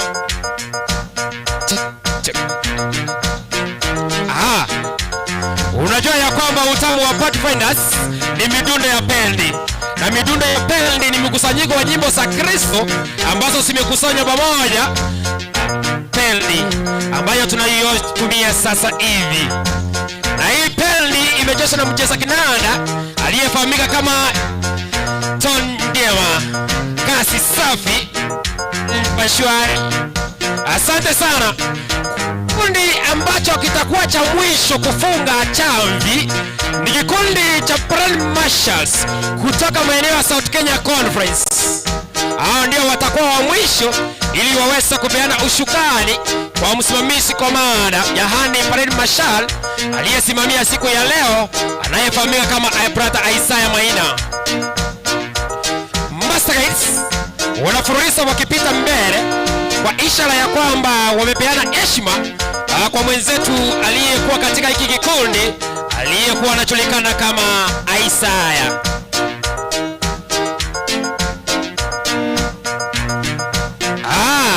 Kuna kikundi ambacho kimechongea karibu na hapa, ni kikundi cha vijana wetu wa MTs, yaani Master Guides. Wanafurulisa kwa mwendo wa shwari, short paces, ice front. Kama tungekuwa na mtu mwenye anachukua mmoja ndiposa aweze kumweka kwa idara yetu ya nchi ya Kenya, unaweza kumtambua ili uweze kumupa nakili ndiposa aweze kufanya kazi ya Mungu mahali ataifanya. Kazi safi. Asante sana. Kikundi cha mwisho ni kikundi cha Master Guides, ni MTs Parade Marshal wakiongozwa na Brother Isaiah kutoka maeneo ya Nyamira Conference akifanya kazi ya Mungu mahali popote anapoitwa. Kazi safi, kurudisa moja kwa moja mwendo wa shwari. Hao ndio watakuwa wanakunja chamvi, nami niweza kutoka mbele ndiposa niweze kupeana kipaza sauti ili programu iweze kuendelea. Asante sana. Kazi safi. Na wafahamisha ya kwamba haya mambo yanastahili kunakiliwa na kuhifadhiwa kwa sababu yatakuwa kumbukumbu kwa wakati mwingine. Tuweze kukanyaga kwa mwendo wa haraka kidogo, yaani wrong paces. Asante sana Parade Marshal. Mwenye ametangulia mbele ni komanda kutoka Nyamira Conference anayefahamika kama Isaiah Maina. Nyuma ya Isaiah ni komanda shupavu anayejulikana kama Mr. Ball Orengo. Kazi safi. Anatoka maeneo ya South Kenya Conference, MT Nyanjo Station. Hiyo ni ishara ya kwamba sasa ni heshima ya mwisho kwa sababu tuliweza kumpoteza our elder akiwa kama MT katika kikundi hiki. Unajua ya kwamba sauti ya Parade Marshal lazima iweze kutoka kwa tumbo ili bosa iweze kusikika. Asante sana Brother Brian kwa kupeana heshima ya mwisho. Kuna kikundi cha mwisho kabisa kikiongozwa na command Mr. Kim akitoka maeneo CLFC yaani Nakuru County. Huyu ni kijana na mshupavu anapeana heshima to the light. Haya mambo yanastahili kunakiriwa na kuhifadhiwa ili yawe kama kumbukumbu, kwa sababu tulikuwa na kiongozi wetu katika idara hii ya Pathfinders akiwa kama MG. Asante sana na Mungu awabariki. Tukanyega long paces tuweze kupeana ushukani kwa komanda wa msimamishi aweze kutamatisha hii program ya heshima ya mwisho. Utamu ulioje katika bana. Ishara tosha ya kwamba tumeweza kupeana heshima. Fundi wa mitambo nyonga sauti kidogo. Fundi wa mitambo nyonga sauti kidogo. Fundi wa mitambo nyonga sauti kidogo. Hapo sawa. Master Guides wote mnastahili mufika hapa kwa mwendo wa kasi sana. Master Guides wote kimbia kwa mwendo wa kasi sana muweze kusimama mbele. Master Guides viongozi wote waweze kukimbia hapa mbele, waweze kunakiriwa na video alafu ndipo tuweze kutamatisha. Master Guides kimbia hapa mbele wote. Asante sana na mimi niliyekuwa mtangazaji ni mimi Sylvester wenu kutoka maeneo ya Gekom 2. Asante sana na Mungu aweze kuwabariki wakati wenu. Nyasaba zesedi mbuya mono. Master Guides mkimbie kwa mwendo wa kasi sana.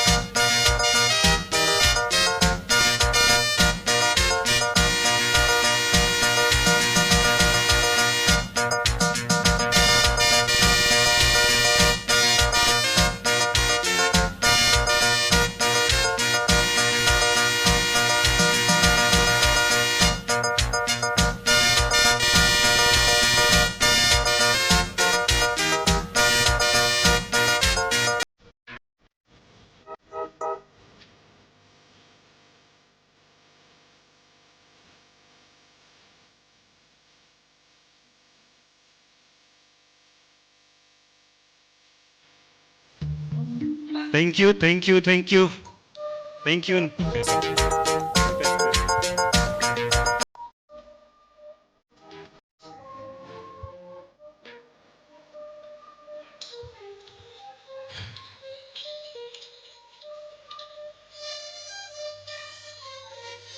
Thank you so much. Pan Gibon and Avego Kira.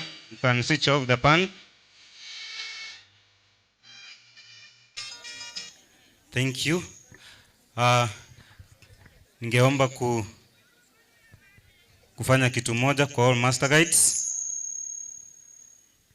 Kama kuna master guide yako hajafika hapa na wafungia.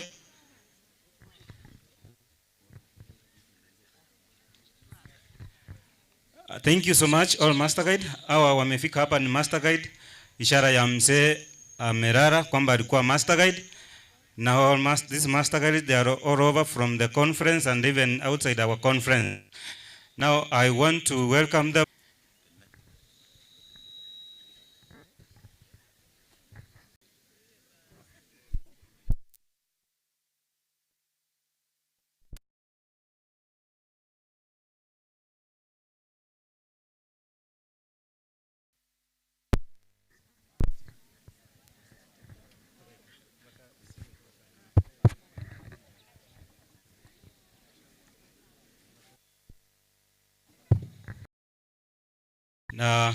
Nashukuru sana.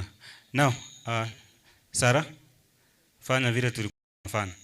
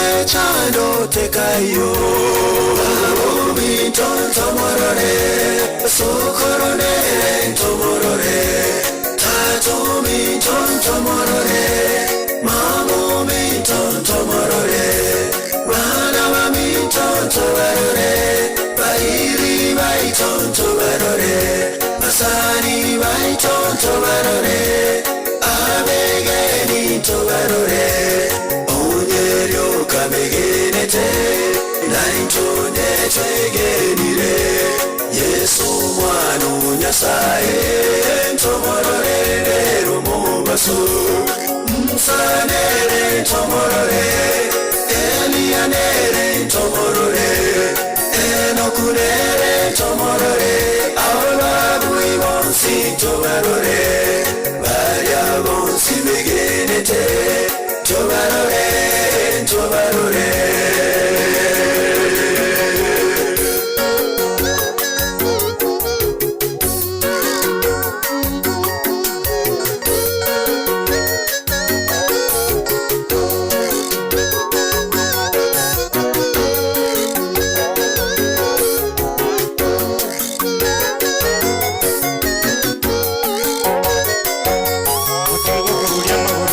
Chitakana chikobao Ubo borakati bokobao Ubo takati bokairo Ebibe myonsi mbikobao Ama kweli na sekererwe Ama rigata kobaroro Ama kweli na sekererwe Ama rigata kobaroro Chitakana chikobao Takatibo bao, ubo takatibo kayo, ebibe byonsi mbiko bao, auma kweli na sekererwe, auma rigata kobaruro, auma kweli na sekererwe, auma rigata kobaruro.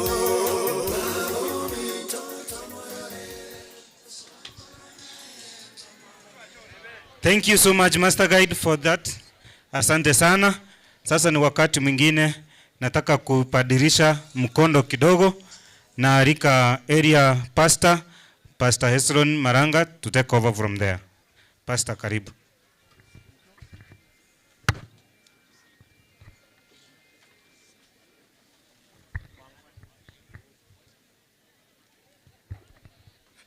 Master Guide and the Pathfinders, naomba muweze kuketi.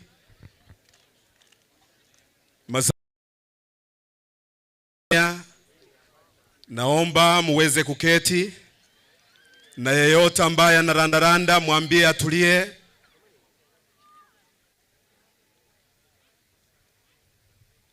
Natoa shukrani nyingi sana kwa vile mmemiminika hapa tangu asubuhi. Kwaya zetu sote, Mungu aweze kuwabariki. Church elders, Nyaguta District Church elders, naomba muweze kukaribia hapa kwa picha, kwa sababu mmefanya kazi na mzee ambaye. Church elders, naomba ni kama amupo ili tuweze kuendelea. Make just one line here. Naomba tu wazee wetu muweze kuweka line moja hapa ili muweze kufunga mkono na elder wetu.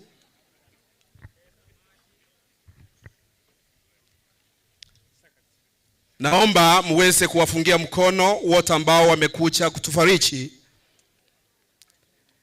Yule ambaye alikuwa na paasa aweze kumuona mama.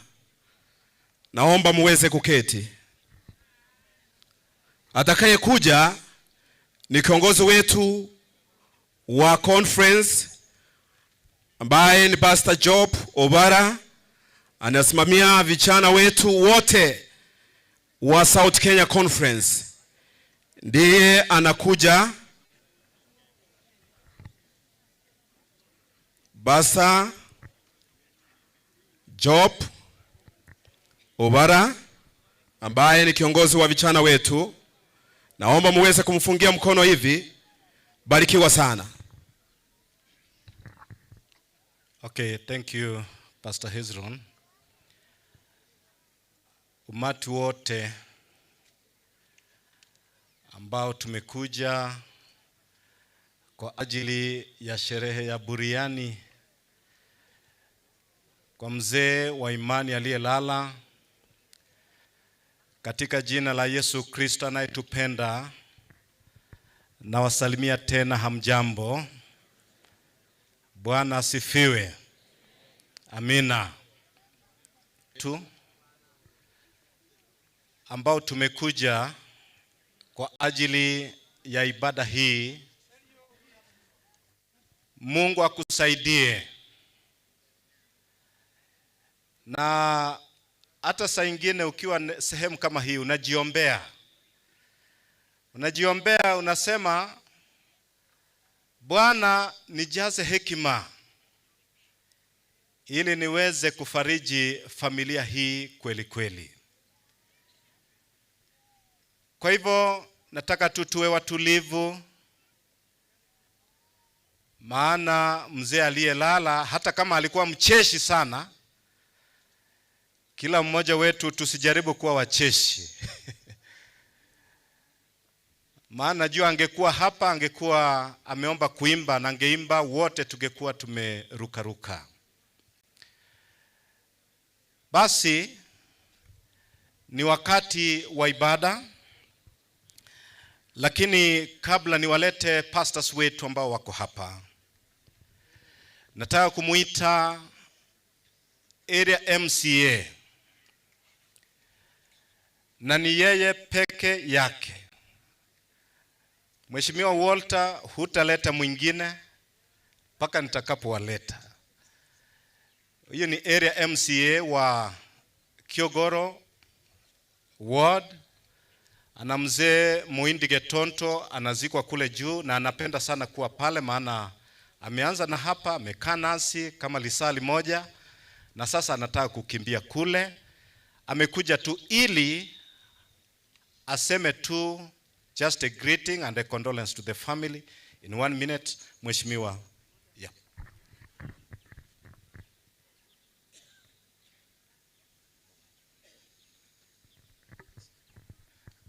Asante sana.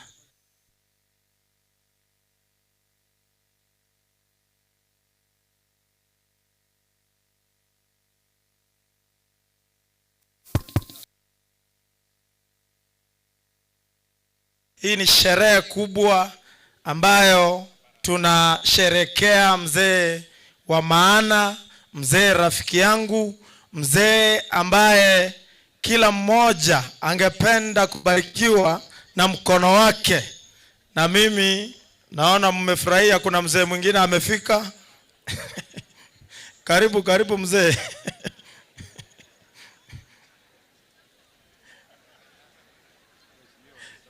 Yes.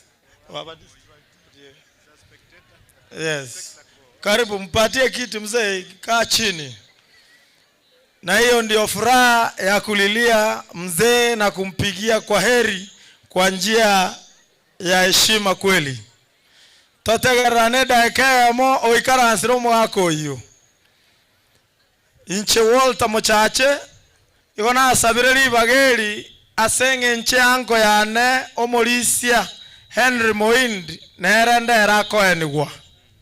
Na kikiagera na asabireri bageri minyoke egere inere morere nare gotaka ndua, lakini esauli echingaki tafadhali monganchere abageni mora kimogokora mukore biya omoroberi bwo mugakoyo njege ngoteba omugako yare gotoka nganko bokare nge korwe sanduku maria asio meliaro abageni bachire komorera nabo amaena gwanchanga abantu abomba muanchete na gusiyonsi ekenda atebe omubako yiga nchomo nyana nabongo okangana nyorta blessings chia hebu omubako monene egekogera nankunetio ko kwa na gonsabera agante binga kingo korega asiengo kora nyakore biya igona inche nabona ago kana kiagera na minyoka nganka libageri mwanga ekinda akore kiomoelio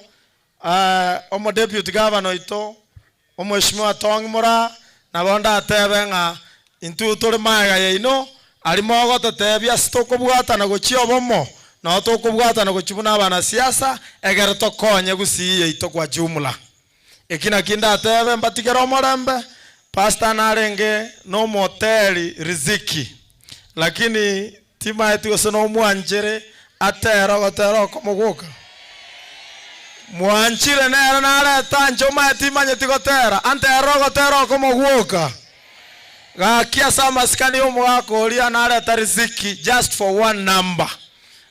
Tiganje ruatera riziki just one song. Please.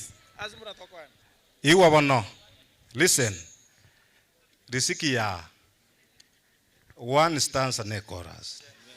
Choose the best. Now listen. Hao wote ni rafiki zangu, mchache ni rafiki yangu, riziki ni rafiki yangu. Yeah, he knows what to do. Yeah. That should be quick. Kiagera, it is inconveniencing. Even my deputy governor is seated. Igaga, yeah, chaka. Chaka ya. Pastor Nomosani on Tigamba Kwanye Twensi, Your Excellency, the Deputy Governor Mheshimiwa Musanio more next year Butongi. Tigamba Kwanye abanchi mwensi mwachekolero mogake simba yo kwegena. Mogaka Monyoro Nkwani ngo good afternoon mbuyamore. Mambiengia. Nintaro moche wedhabu. Kondamu again.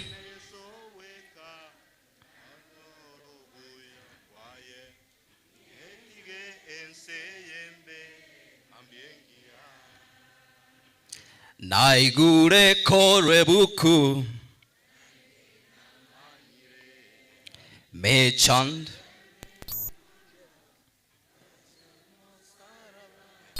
Atereka.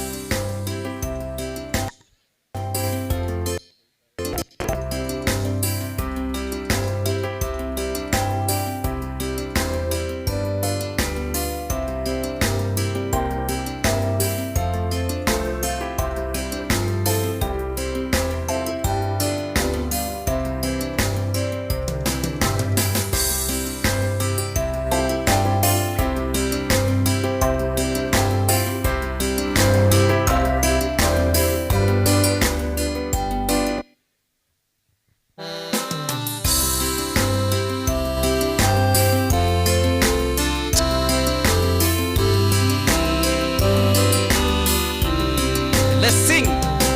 Naigure korebuku nainde namanyire mechande mbenge mondo gocha umosalaba ninde no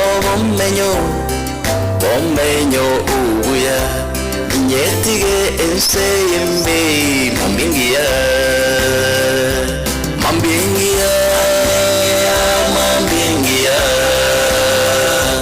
nitaro moche wedhabu mambingia kona mwegende soweka kona koro wancha kwae inyetige enseyembe mambingia.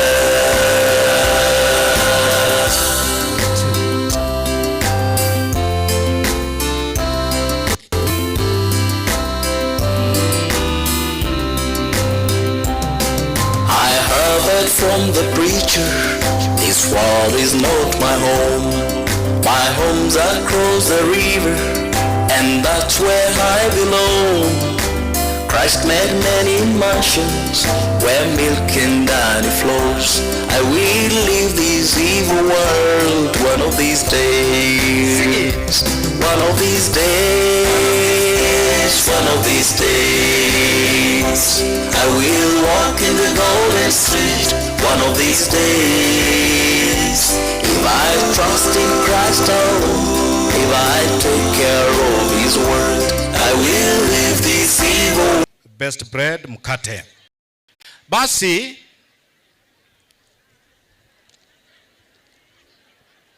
nataka kuita pastors wetu ambao wamekuja kumuaga Mzee Israel Munyoro. Pastors wetu ambao wamekuja kumuaga Israel Munyoro waweze kuja hapa mbele.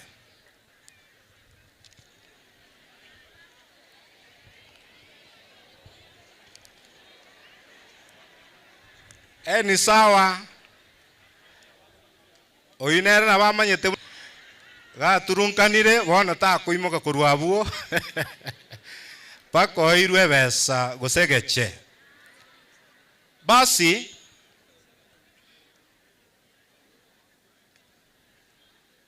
omogaka Munyoro yoraire Israel igaro omogaka bwebigori bionse na tumefurahia, tumemon for the past 18 days aketoikie 40 na nyina ba Israeli barete musa 40 days tuamomonire for 18 days. Abarandi baito bachire gaiga abange egekone tinko bakora bonds, lakini they are represented here kiroyomo. We have Boaz at the beginning, we have Samuel, we have Francis Orina Ndege kutoka Millennium, we have Kizito, student pastor, we have Duncan Ochako, pastor wetu Nyabonge Secondary, we have Michira Hesbon, pastor wetu wa Nyanchwa Boys. Okay, nimeona pastor George Ochako, Nyamira Westfield, nimeona pastor Daniel Sano kutoka Mosando, pastor Justin ambaye ni student pastor, pastor Silas a student pastor, pastor Begi Bonuke na ndi no muiri go chanka. Yes, no muiri go chanka gaiga. Pastor wetu ako hapa sasa hivi anafanyia kule Sekef. Yes, kuna pastor wetu hapa ambaye ninamuita Kiboma Jared, alikuwa mzee wangu wa kanisa wa Nyambunua nikiwa pastor wa Suneka. Nina pastor wangu Josephat Osoro, okay, pastor wa Mochengo, nilihudumu huko pia. Senior pastor na ndomo pastor Olengo Israeli gaiga ebatene inamo, because this have pastored this elder, including Pastor Dr. Clifford. That's Pastor Goi, Pastor Nyairo ambao wamekuwa pastors hapa. Nina pastor hapa mwenzangu Wycliffe Ombongi, pastor wetu wa Nyansakia. Nina pastor Eric Ogega, pastor wetu wa Kiamo kama Central. Nina pastor Joseph Mose, pastor wetu wa Ibacho. Anaenda huko Ibacho. Anaenda. Na niko very serious. Anaenda Ibacho. Pastor Hezron Maranga, who is the host pastor and the district pastor here, ambaye amekuwa na mzee mpaka hivi mwisho. I have Pastor Dr. Clifford Ratemo. He pastored this family for some years back, and this was his first district. Anoba gotebe tingo gingere orusia box iri kwa bege tumutu. Okay. Awana uba kolete Pastor Cliff akabo murandia kara ruete university ga gingerete kerasta ogo ikaiga bakamotehinga nyoa vizuri. He is our pastor for Kisii University and is doing a good work for our students. Pastor David Aduda is a pastor for Kitengela Adventist Academy kule Nairobi. Pastor Evans Geseke Aaron is pia pastor hapa, ni pastor wetu wa daraja mbili. We have our retired pastor Naftal Pius Ogora ambaye pia alikuwa station director wakati Munyoro ako hapa. Wewe sikujui, niambie jina. Pastor Safania Nyao kutoka Nyamira Conference. Sindio? Oyoraire nkuhati nalidia saba hili. Thank you. Yes. Then we have the last one here is a student pastor, Geoffrey Kegochi Kegamire, ambaye ni pastor yuko mafunzoni. Hapa pastor lakini nganchere mbabu ebonsi pi nande baitabe. On their behalf, Pastor Benson Sanduki Nyairo, you say a prayer for this family. Basi na tuombe. Baba wetu shiye juu mbinguni, tunakushukuru kwa uhai wa siku ya leo.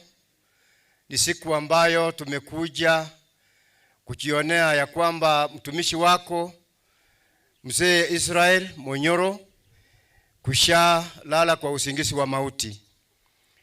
Na kwa jinsi hiyo Bwana, nasi pia ambayo tumekuwa tukimfahamu, wengine wetu tumekuja kumwamini Kristo kupitia kwa kazi yake ambayo alikuwa amefanya. Makanisa ambayo mengi amekuwa akiona kwamba yamejibuka kuwa makanisa makuu. Amefanya kazi na vijana wadogo wa Pathfinders. Bwana, tunashukuru kwa kazi ambayo amefanya. Na kwa jinsi hiyo Bwana, tunaomba kwamba hata ingawa amelala, ametuachia mwenge wa imani kwa kila mmoja wetu, hasa kwa jamii yake yote. Bwana, wasidi kutembea na mwenge huu wa imani na kujitolea kufanyia Kristo kazi jinsi vile alivyoagiza katika maandiko yake. Na kwa jinsi hiyo Bwana, nasi pia ambao amehudumia, wengine wamekwishalala vile amelala kwa usingizi wa mauti, wale ambao tumebaki tukiwa hai Bwana, kabla ufalme wako uchakuja, nasi pia tunaomba kwamba uwe pamoja nasi, tuendelee kuhudumia watu wako.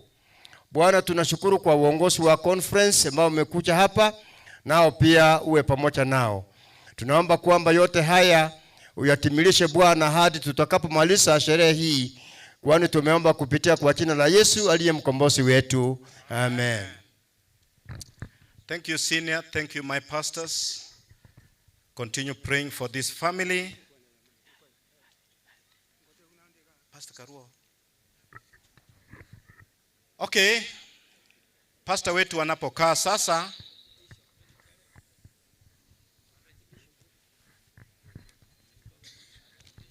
nataka kumleta, nimeona kuna mapadre wengine wako hapo na bishops ambao wako hapa wanao ubiri, na ninajua kwa njia moja au nyingine huenda wanahudumu kwa extended families za mzee Monyoro, kwa sababu at 107 years you have so many relatives, so many children, and there's a possibility there are also many persuasions katika mambo ya dini. Kwa hivyo wale mapadre na bishops wenzetu ambao mko hapa, mnakaribishwa sana. Bwana wabariki. Now, I want to invite the speaker of the hour.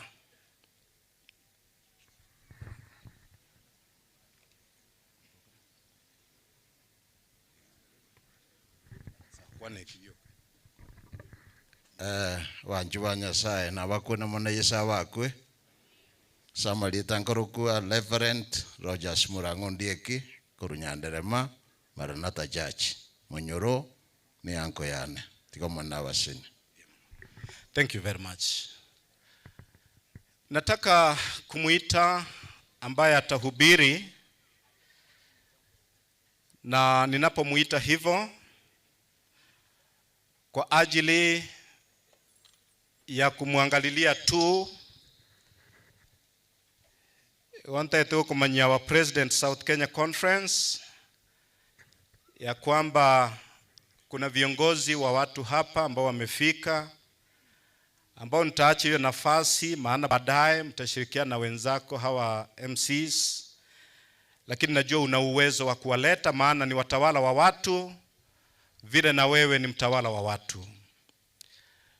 Nimeona pale ametoka kidogo the chairman Nyamira County Service Board, Public Service Board, ndugu yetu Dr. Peter Kereri yuko miongoni mwetu, aliyekuwa Mheshimiwa Nyaribari Chache, Mheshimiwa Tongi yuko hapa, ambaye anashikilia kwa sasa, ambaye ni Mheshimiwa Nyaribari Chache, Mheshimiwa Zahir Janda yuko hapa miongoni mwetu amekaa.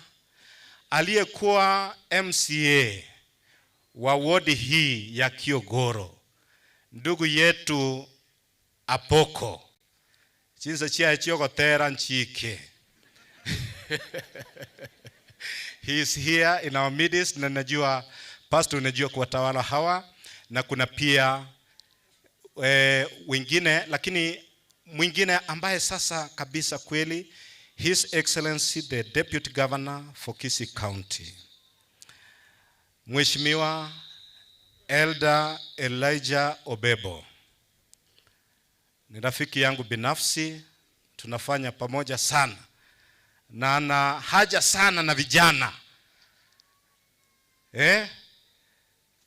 Mheshimiwa Zahiri, ukifanya kitu yenye huyo anafanya, nitakuweka kwa hiyo list, lakini najua unafanya kwa njia yako. So hawa Mheshimiwa our president, you'll be able to bring them later, but we should have done this first, maana wengine tena ni elders wako, utajua vile ambavyo utawashughulikia baadaye, na kuna kitu ingine ya kufanya mwishowe tutaambiwa. Asinga kiechiga igontaete kumurangeria omo president yaiche motu. He is going to preach, and before he preaches, Pastor Willis has just arrived. He will say the prayer for our president to be able to preach.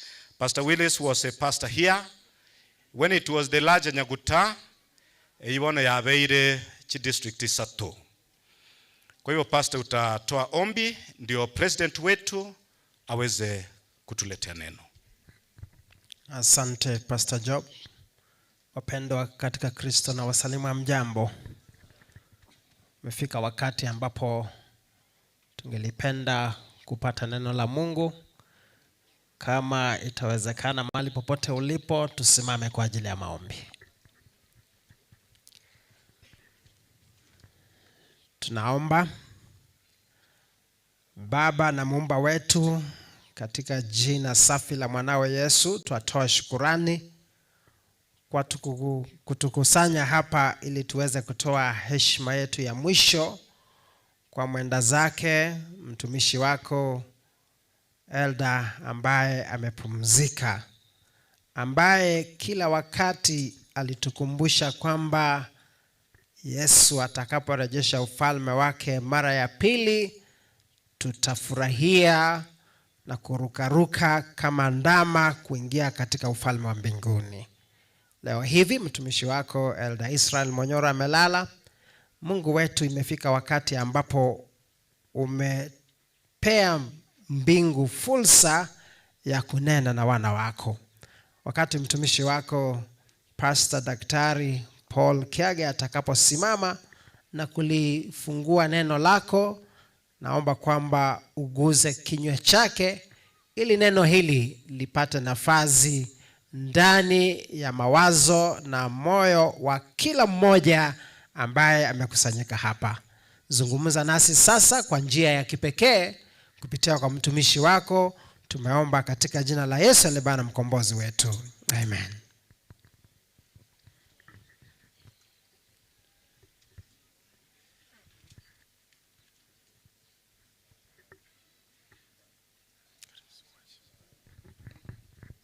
Wapenzi, nachukua nafasi kuwasalimu kwa jina la Yesu. Hamjambo. Kwa niaba yangu na familia yangu, kwa niaba ya South Kenya Conference ambayo iko na washirika zaidi ya 1,100, na chukua nafasi kuleta rambirambi zangu na ya conference kwa ujumla kwa familia hii ya mzee ambaye amelala Israel Monyoro. Kwa hivyo familia, kubali rambirambi zetu kama familia kubwa ya South Kenya Conference. Nashukuru kwa waombolezaji wote ambao wamefika hapa. Jinsi mumeangalia katika program ni kwamba mzee huyo ameishi miaka ile ambayo inaistahili katika lugha ya Kikisii watu wanafanya sherehe. Kubwate karaneke gusi emiako mugako ya menyire ngikiale gokorwa no moyega. Kwa hivyo hatutarajii mambo mengine kuliko hayo. Nasi kama kanisa tunafurahia sana kwa sababu katikati yetu hatuna wasee ambao wameishi miaka mingi kama huyu, tena akiwa na ufahamu ambayo umekamilika. Very strange. Omo wako gamenye miaka yonsi bongo bwae botarateana. Yani agosoma ebuku otera okora mang'ana ande buya.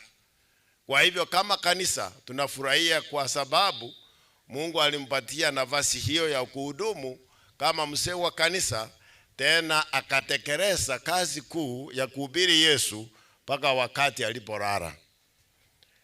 Okay. Viongozi wangu wengine wamefika hapa, wametoa rambe zao, wameenda kwingine, na nataka kuleta rambe za kipekee kutoka kwa kiongozi wa kanisa letu ya Kiadventista katika East Kenya Union Conference. Tumezungumza naye, tulimtarajia, lakini kwa sababu ya kazi nyingine ambayo ilikuwa ilitokea ghafla, ikuwezekana afike hapa. Igo ase familia elia nyora engora korwa asomora iwe union yeito Pastor Samuel Daktari Makoli. Kwa hivyo ametuma rambe zake yeye na familia hata kwa union hii, kwa sababu yeye alifanya hata kazi hapa wakati alipokuwa district pastor. Okay. Waheshimiwa na watu wengine mmetambulika, na mwishowe tutawapatia nafasi ya kufanya maombi pamoja, bengine na kukusanya sadaka. Jinsi mnavyojua, hii ni ibada ya kanisa. We don't expect more than kufanya ibada ya kanisa. Na sisi kama kanisa ya Waadventista mnajua hivyo. Wageni wakitambulika hapa wanakuja tu kutoa salamu. We don't have any other game, any other story. Hivyo ndivyo tunafanya, na ninashukuru kwa sababu wengi ambao wamesimama hapa wametoa hiyo heshima ya kipekee. Ibada ya kanisa ni ibada takatifu, na yale mambo ambayo tunatekeleza ni mambo matakatifu jinsi Biblia inavyosema. Nataka tuangalie fungu ambalo limetajwa katika programu hiyo, na nikiangalia yale ambayo yameandikwa na ninapojua historia ya huyu mzee, I have all confidence kusema yale ambayo yameandikwa katika program. Na ninataka fungu hilo lisomwe ili kila mmoja asikie, ambalo ni fungu kuu ambalo nitatafakari kwa dakika hizi chache ambazo tuko nazo. That is the second book of Timothy, chapter 4, verse 7. Please rise up with your Bible. Na I expect usome Kiswahili, Kimombo na Kikisii.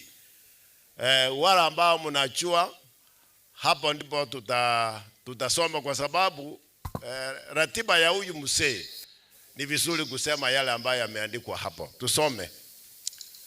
Na inasema, nimevipiga vita vilivyo vizuri, mwendo nimemaliza, imani nimeilinda.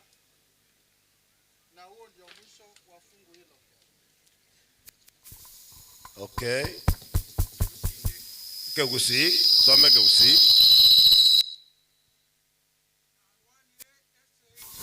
Hebu atumie hata hii. Polisi. Okay. Geo tebanga narwanire segi erengia na kuliro rogendo na rendiro kwegena nyuma saya nagachirwe gutwa yoboronge eyo monene omugambi bw'oboronge arange asirituko liria gose tarinche bweka arae korende n'abantu bonse abanchete okorokigwa kwaye. 2 Timothy chapter 4 and verse 7. The Bible says, I have fought the good fight. I have finished the race. I have kept the faith. Finally, there is laid up for me the crown of righteousness, which the Lord, the righteous judge, will give to me on that day, and not to me only, but also to all who have loved his appearing. Okay. Huyu ambaye ananena ni Paulo. Paulo alikuwa mtumishi wa Mungu. Alifanya kazi pamoja na Mungu. Paka wakati ulipofika, asa wakati huu anaponena haya, alikuwa chera na alikuwa amehukumiwa kifo kwa sababu ya vita kuu au vita vitakatifu au vita vizuri ambaye alikuwa anapigana. Na huyu mtumishi anasimulia mambo makubwa ambayo tunataka kutafakari kidogo katika sherehe ya siku ya leo. Anaposema nimepigana na vita au nimepigana na vita vizuri, iye inamaanisha kwamba kuna vita vizuri na kuna vita vibaya. Igekera gukwana ngana arwanire segi ngiya no tarengereri gosiko korengereri igesegi nende nero ere naki embe. Kwa hivyo tutaangalia vita vizuri ni vita gani na vita vibaya ni vita gani. Mtu yule ambaye anapigana na vita vizuri ni kina nani, na anaanza wakati gani, na anaendelea namna gani? Anaposema nimemaliza, I have finished the race, iye inamaanisha nini? I have kept the faith. Si peke yangu na wale wengine, kwa hivyo anachumuisha na wengine. Finally, vita hivi vitaisha lini? Now, in that text, katika fungu hilo, kuna mambo mengi, lakini siwezi kuyazungumza yote. Nitachagua yale ambayo nitazungumza wakati huu. Kwa sababu, mtumishi ameleta jambo kubwa, naye amesema juu ya vita. So, in the Bible, there are two types of war. Kuna physical war and there is spiritual war in the Bible. Na kwa sasa nataka nisingatie the spiritual war. Tunaposoma Biblia takatifu, vita hivi vilianza lini?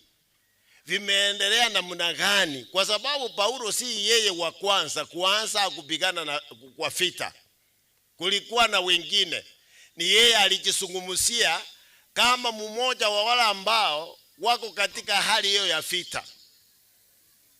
In the Bible, ayo mtasoma mkifika nyumbani, katika kitabu ya Ezekiel 28, 28, fungu la 13, 14 na 15. Na pamoja na Isaya 14, fungu la 12 mpaka 14. Hapo ndipo tunaangalia juu ya chanzo au msingi wa vita ambayo Biblia inasema vita kuu. Na vita vilianzia wapi, ilikuwaje? Biblia kwa kifupi inasema, hebu niseme kwa kifupi, Mungu aliumba vitu vyote. Na hapa tunazungumzia malaika ambaye alikuwa anaitwa Lucifer, ambaye alikuwa mtakatifu. Biblia inamtaja kama malaika ambaye alikuwa mkamilifu. But the same Bible says you were holy until iniquity was found in you. na hayo ni mambo mengine, hiyo ni subject nyingine. Lakini ukiangalia kitabu ya Isaiah, utaangalia uone the gist, the real foundation, what is the elements, misingi ya vita hivi au of who. The Bible says huyu malaika alijiinua, tena alitaka alijaribu kujiinua, tena alijiinua, alikuwa na uwazo awe mkubwa kuliko muumbaji. So hiyo nataka sasa msome, na hayo yalitendeka mbinguni. Now in the book of Revelation 12:7, nataka kutoa background ya mambo ya vita, the spiritual war ambaye Paulo anazungumzia. Tunaingia katika kitabu ya Ufunuo 12 fungu la 7. Inasema namna gani? It is good to know. Hii ndio usuli wa kufika hapa. Na ninafurahia kwamba leo nika na umati ambaye Mungu ameleta kupitia kwa kifo ya huyu mtumishi. So soma hiyo. Hiyo ni Revelation chapter 12:7. Eliesegi yabete iguru. Mikaeli na malaika baye bakaruania enchoka. Nenchoka Elia na malaika baye bakaruanira amo. Kulinde tibabu anonya na asabo tanyorekana. Iguru na indi. Okay. Pass. Uovu ulianzia mbinguni, na mwishowe ikawa kwamba vita vikatokea the same place. The Bible says the devil had also organized himself in such a way kwamba akawa na watu malaika wengine, a third of the angels. Ndivyo wakaanza kupiga Yesu, kupigana au kupigana naye. Biblia inasema Mikael ni Yesu, Mungu. Lakini walipigana kwa ukaribu sana. Kikisia nasema wakaruanira ange, lakini ikuwezekana washinde, walishindwa. Ndipo wakatupwa kutoka mbinguni. So vile vita vilianzia mbinguni ni vita vitakatifu, lakini havikuendelea mbinguni. Yule malaika na wafuasi wake, yule ambaye alianguka, sasa anaitwa the dragon, shetani na mambo kama hayo, alitupwa katika ulimwengu huu. Ndipo katika Garden of Eden Mungu akaumba mwanadamu, Adam na Eve. Mwanadamu naye akadanganywa na huyu malaika, huyu shetani, akaanguka. Sasa kuanzia hapo tunaanza kuangalia vita katika ulimwengu huu. Tuna vita. Vita kuu, it is a spiritual war, but is reflected in a physical realm. Ese yeye yeke moika yeye kurwana si birengerelio, lakini yekorolekana isiko. Iye na maanisha namna gani? Huko nyumbani kuna watu wanakuwa na ugomvi au wanagombana kidogo, mwisho wanafikia kupigana huko nyumbani. Lakini hali hiyo ya kupigana inaanzia mawazo. Ama ngana yuko cha kuikirorua niyo mongino omwake gosomongina ako mugaka ngayako chakera in the mind. Hiyo ndio maana ya it is a spiritual war, lakini yanaonekana physically. Yakolekana isiko. Bali baruani abangina babo tuko bamayogoche barase imo kingama wako igoro. Amuna. Yali mawaka na bibi ondete hiyo hakukali yo mayogocha. Anyway. hiyo inafahamisha kwamba kuna vita. Malenga wako tegeregera mbauti. Wategerera mole. Yale yote yanazungumzwa katika ile redio ya Wakisii ambayo inaitwa Kirambauti. Inazungumza juu ya vita ambayo mnaviona, mnasikia katika ukoo hapa.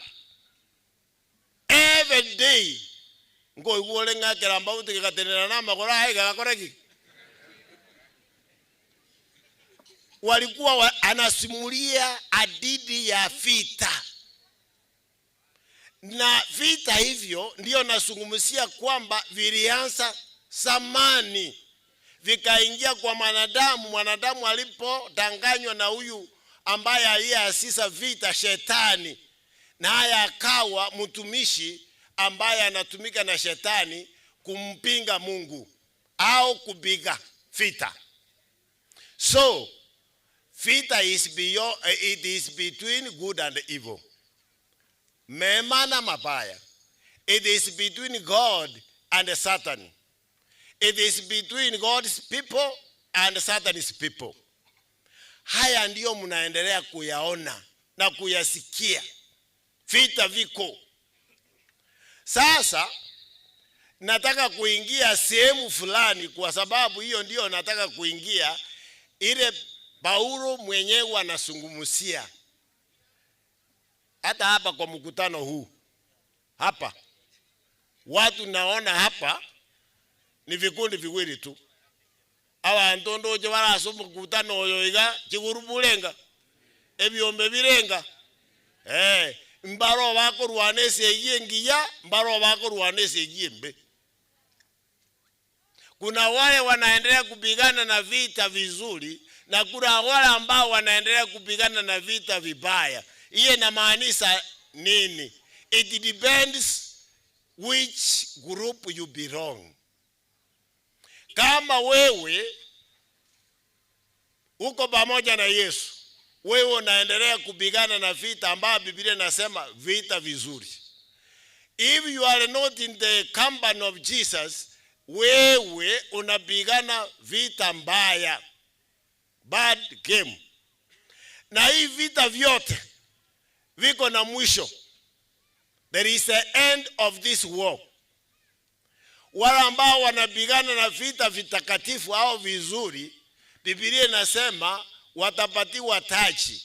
Finally, they will have life which is called eternal life. Na wale ambao wako katika sehemu ya Shetani, wanaendelea kupinga Yesu na wafuasi wake ambao wanapigana vita mbaya, watafanya hivyo na mwishowe wataangamia milele na milele. And this is where we are. Lakini siku ya leo nataka kuangazia sana sehemu hii ambayo ni vita vizuri, ambaye huyu mzee Israel Monyoro alikuwa mmoja wa wale ambao walikuwa wapigana na vita hivyo. So yeye aliingia. Unaingia namna gani katika vita vitakatifu? Kwa kuzaliwa. Kwa kuzaliwa sisi sote tunapigana na Yesu. Tuko katika vita vibaya. Tukisoma katika Zaburi ya 51 fungu 5 inasema kwamba I was shaped in iniquity from the time I was born. Wewe ulisaliwa ukiwa askari ambaye anampinga Yesu. Ulisaliwa ukiwa mwenye dhambi. Na katika hali hiyo ukiendelea kuwa mwenye dhambi. Mwenye dhambi ni nani? Ni yule ambaye anaishi kufanya maovu na anazoea kufanya maovu. Hayo ndio Biblia inazungumzia. Hiyo ndio sehemu ambaye kila mmoja alisaliwa naye. Wewe na mimi tulisaliwa tukiwa tunapigana vita vibaya, bad game. Bibe na bito iboire nabyo. Igo monto onde bwensi iboire omunya bibe igakoiburwa okorwane seyembe. Na kuna wakati unafika mtu anachagua kuingia katika hali ya kuchagua apigane na uofu. Hiyo ndio inaitwa vita vizuri, vita vitakatifu. Now tunaingia hapa namna gani? Paulo aliingia katika kikundi ya kupigana vita vizuri wakati gani? Biblia inasema, na ni njia gani utaingia? Nataka tusome hiyo fungu. Tusome hiyo fungu. The book of John, the Gospel of John. Tunafuatilia kile kifungu, I fought a good fight. Indio montago soa esegi yokorwana eje korokwese yengia. The Gospel of John 8 verse 36. Usome 34 and 36. The Gospel of John chapter 8 verse 34 and to 36. So mango.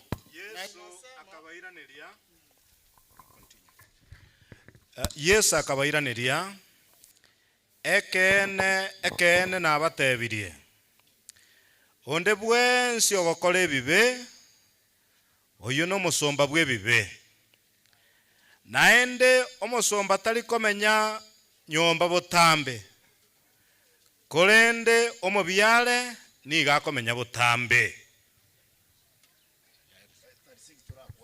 36 gaki omwana kara abasibore na mobe abasibore kegima. English. Jesus answered them, "Most assuredly I say to you, whoever commits sin is a slave to sin. And a slave does not abide in the house forever, but a son abides forever. Therefore, if the Son makes you free, you shall be free indeed." So, that is the beginning. Ulimwengu imewagawanywa katika makundi mawili. Wale wanapigana na vita vizuri na wale wanapigana na vita vibaya. What does that mean? Hii inamaanisha nini? Biblia inasema kwamba kwa kusaliwa sisi tumefungwa na dhambi. Na ukiwa katika hali hiyo, wewe unaendelea na vita vibaya ambayo vinaishia jehanamu, vinaishia kupotea milele na milele. Lakini Mungu kwa neema yake ametupatia nafasi ya kuchagua ni sehemu gani wewe utaingia. Na hii inawezekana tu katika fungu hilo ambao tumesoma katika kitabu ya Yohana 8 fungu la 36. Inawezekana kupitia kwa Yesu Kristo. Yesu Kristo ndiye anafungua mtu ambaye amefungwa na dhambi, na akikufungua kutoka minyororo ya dhambi, anakufanya unakuwa kiumbe kipya, anakubadilisha, ndipo sasa unaitwa mtoto wa Mungu. Ndio sasa Biblia inasema umesaliwa mara ya pili. Sasa hapo umeingia kupigana vita vizuri. Igo omuchakano noro ekero omuntu agosoa kurwana esegi engiya muneye monyora arwanire. Ni wakati wewe unakubali, unachagua Yesu akubadilishe. Hakuna njia mwanadamu atajibadilisha awe mwema. This work is only done by God. This is the only work which God does, and ni kupitia kwa Yesu Kristo. Ulimwengu sasa tunapigana na uofu. Na wale ambao wanatumikia uofu na kufanya uofu ndio wengi. Ukisikiliza habari, mauaji, abductions, rape, femicides, nemtemu, hata ile mapigano yanaendelea huko DRC, yote hayo ni ishara kwamba wengi wamechagua au wengi wanaendelea kupigana na vita ambayo ni vibaya, vinaangamiza, vinaua, mauaji, udanganyifu wa kila namna. And in this sense, nobody is exceptional until you make a decision. Aiga masomi tayo oyo utasometi, oyo somete, ozo mutaka, ozo munda. Hapa kila mtu anafanya uamuzi.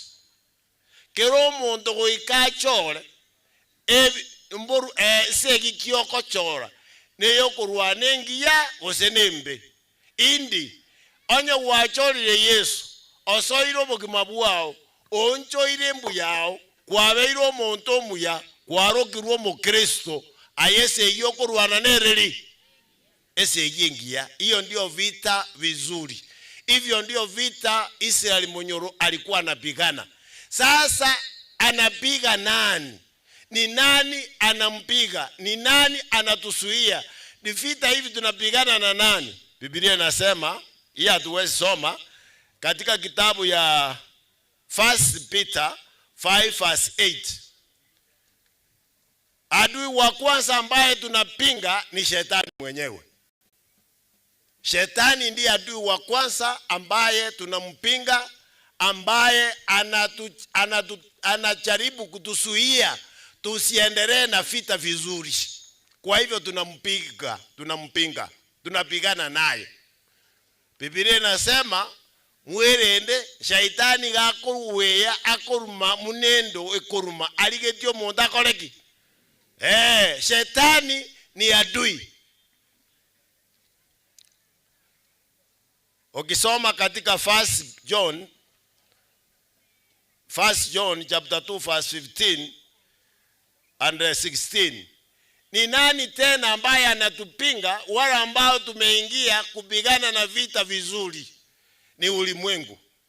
Hiyo ndio inaenda pamoja na Yohana 16 fungu la 33 nasema ulimwengu itawapinga. The world iye inamaanisha wale ambao hawajamkubali Kristo wanaitwa ulimwengu.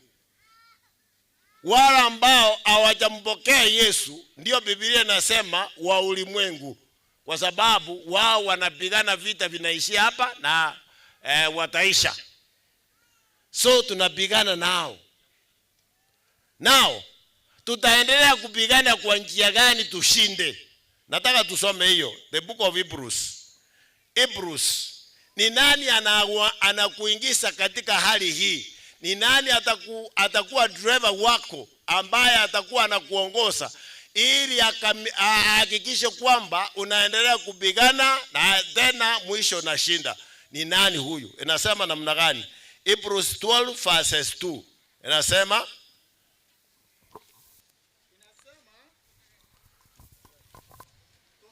tukimtazama Yesu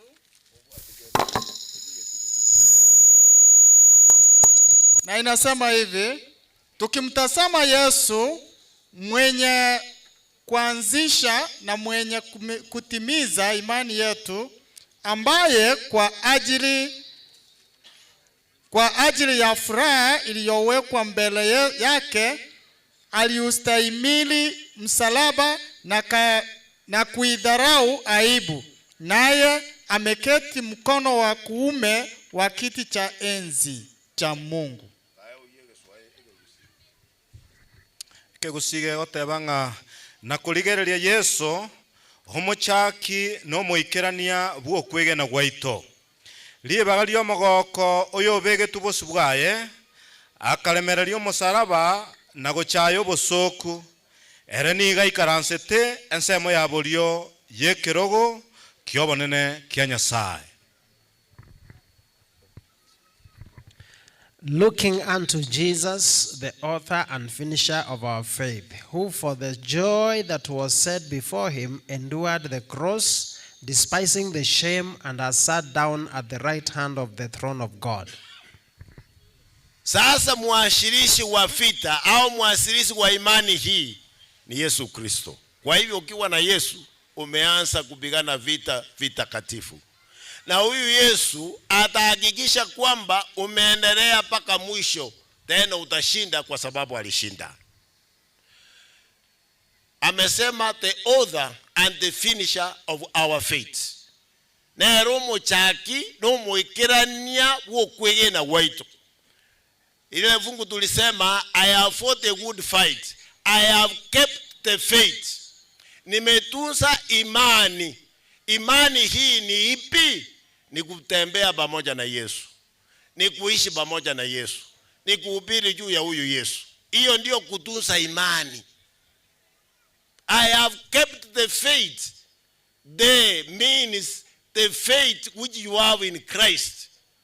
Huyu Yesu ndiye anakufanya, anakupatia uwezo wa kushinda katika hali ya vita. So, the Christian life is a patrol and a march. A patrol and a march. Ni kupigana na kuendelea.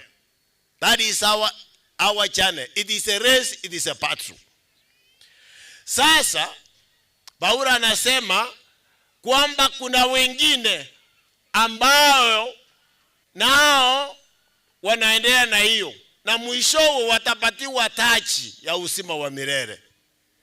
The end is touch ya uzima wa milele. Now, nimekamilisha imani na akoli lorogendo. Paulo alipokaribia kifo chake, alikuwa na uhakika kwamba yeye amekuwa pamoja na Yesu mpaka mwisho. Mbalenga mulensa mule kanisa. Wala ambao tumeitwa wa Kristo. Unaendelea na imani hiyo. Hata ikifika wakati unakaribia kifo, utaweza sema I have kept the faith. Mbalenga mulega asorogendo rwao ogenderete buya na Yesu. Lituko ngoja lile lyaika mune lyaikerete Israeli monyoro. Ora atebenga I have kept the faith. Nimehudhuria mashisi fulani katika county ya Kisii. Na it was very special funeral service. Ilikuwa ni ya mshirika. Yeye aliambiwa kwamba ile ugonjwa uko naye it is a terminal case. Kenya hapa tuko na terminal cases like cancer which is very rampant. Akaambiwa kwamba ugonjwa uko naye hakika utakufa. Naye hakuwa mtu mkubwa, alikuwa msichana.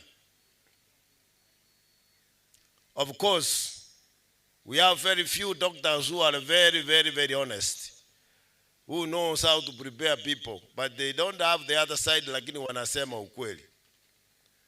Sasa alipoambiwa hayo, kawaida tunaombea hao wagonjwa, lakini kuna ile Biblia inasema there is a time which God has given to everybody to live and work for him. Naye huyo alijua kwamba hii ende kawa ni wakati wa mwisho. Yeye alijiandikia urology. Akelikera amangana ya toligete programu. Gitogo soa egetikia lenge munekeiga egentoko ni urology yo muntu lyo kaleki. Oraire aligete nga molera mono nje na kole torogendo ntwa igwananete na Yesu nje onti ngoti moka ko ikatoja kanyola na Yesu litukagocha. Finished. That kind of faith. Safari kama hiyo ndio Biblia inasema tunataka kuingia sisi sote wale ambaye tumemwamini Kristo, tudumu katika safari hiyo mpaka mwisho. Naelekea kumaliza nikisema hivi. What will happen mwisho wa kila mmoja? Wale waliokuwa wanapigana vita vitakatifu au vita vizuri, na wale waliokuwa wakipigana vita vibaya. The Bible is very clear. Ukisoma katika kitabu ya Jeremiah 8 verse 20, wonta yeto wekerero kya abantu bali kurwane batakolete gente kemo. Jeremiah 8 verse 20. What will be the end of these two groups of people? Wale ambao walikuwa wanapigana vita vibaya. Nimesema vita vibaya ni kuamua kukaa ndani ya dhambi na kuishi ndani ya dhambi, tena ufe ukiwa ndani ya dhambi. Na vita vizuri ni kuamua kuwa na Yesu, utembee na Yesu, ulale ukiwa na Yesu. Lakini wale wa wengine itakuwa namna gani? Soma hiyo. Soma. Nasema namna gani? Nasema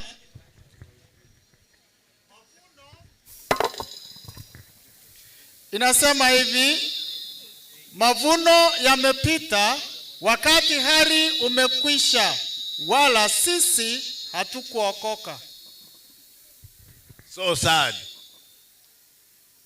Digesa liabeire, okogesa kuabeire, kolende njeti ntolegeti. Kuna wale ambao mwisho Yesu atakapotoka katika mlango, atakapofunga mlango wa rehema, watasema ube na asiri renje na itabete Yesu keronde moyo. Wao watalia. So at the end of the day, when Jesus comes the second time, wakati Yesu atakaporudi mara ya pili, ndiye itakuwa siku ya mafuno kwa wale ambao makundi haya mawili. Wale ambao waliamua kutembea na yeye Yesu watapokea uzima wa milele. Na wale ambao waliamua kuishi ndani ya dhambi na wakakataa Yesu, nao wataingia katika jehanamu au kupotea milele na milele. So shetani naye atafanywa namna gani?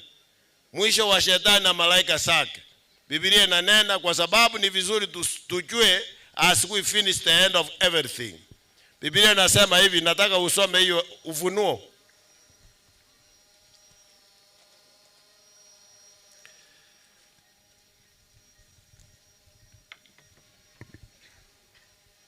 The book of Revelation.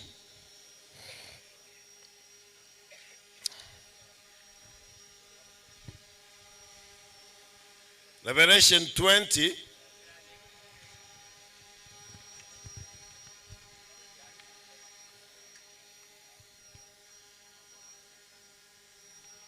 Okay. Umefungua 20.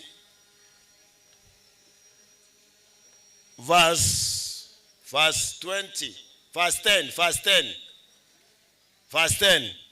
Shetani huyu na malaika zake na wafuasi wake, ni nini itatendeka wakati Yesu atakaporudi mara ya pili? Kwa sababu hapo ndipo mwisho wa safari hizi sote mbili. Inasema 20 and verse 10, the devil who deceived them was cast into the lake of fire and brimstone, where the beasts and the false prophets are, and they will be tormented day and night forever and ever. Na inasema pia Kiswahili, na yule ibilisi mwenye kuwadanganya akatupwa katika ziwa la moto na kiberiti, alimo yule mnyama na yule nabii wa uongo, nao watateswa mchana na usiku hata milele na milele. Elio omogenkio yo bagengete akarutu ase nyanja y'omuliro n'ekibiriti ase eng'iti eria arenga mono omubani oli bw'obolimo abuna bachandwe omubaso n'obutuko goika kale na kale. mwisho wa safari. Sasa kuna watu wanaendelea kupumzika wakiwa na Yesu, wako kaburini, lakini kuna siku ambaye nakuja, siku ya ufufuo. Hebu tusome hiyo fungu kwa sababu ni ya maana sana. Tuna ufufuo kwa wale watu ambao kama Israeli mwenyoro ambao wamelala tayari. Hiyo ni the book of John, the Gospel of John, chapter 5 verse 28. Baada ya kifo inakuwa namna gani? Nyuma yo muntu gakure ngigeko bwatia olio lenge na Yesu igumunago ekoba, olio tarenge na Yesu. Sikia jinsi Biblia inavyosema. 5 verse 28. Soma the Gospel of John.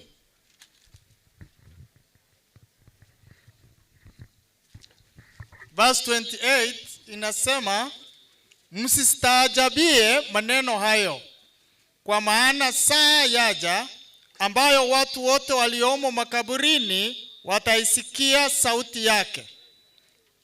29 yasema pia, nao watatoka wale waliofanya mema kwa ufufuo wa uzima, na wale waliotenda mabaya kwa ufufuo wa hukumu. 28 and 29.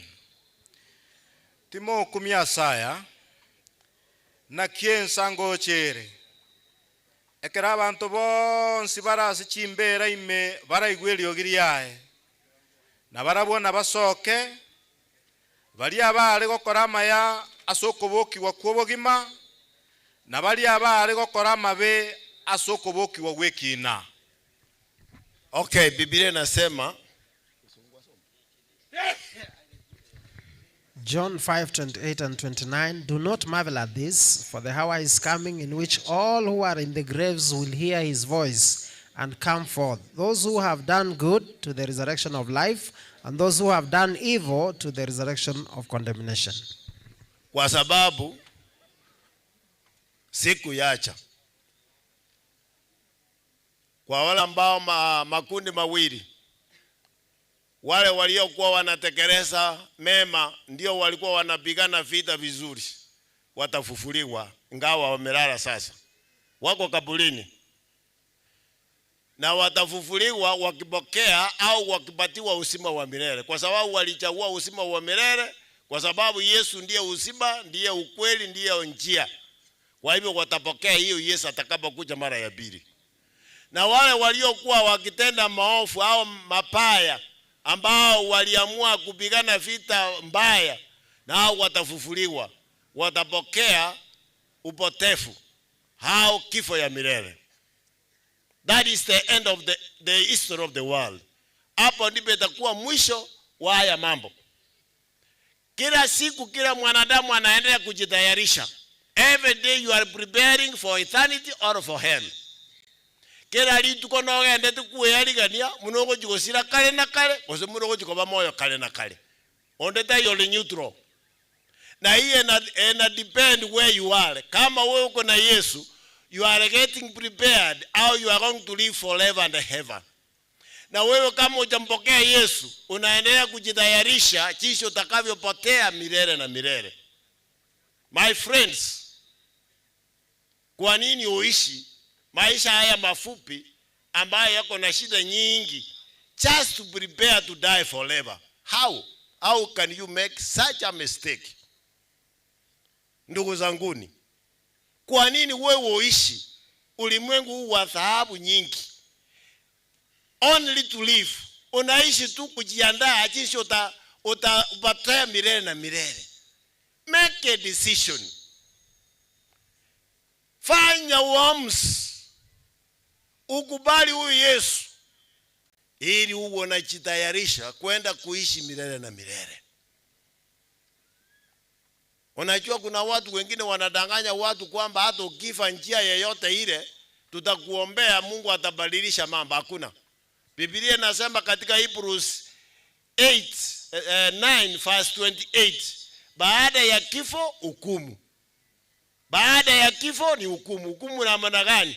Kama ulikufa ukiwa na Yesu, utapokea uzima wa milele utakapofufuliwa. Lakini kama ulikufa bila Yesu, utafufuliwa upotee milele. Nenda abantu bonsi abakule ngaiba neji mbera kosekoro bakale. Ngaiba kale.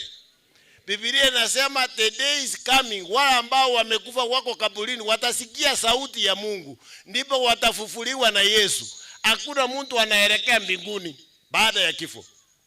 Ukiamini hayo, unaamini mambo ya upotefu.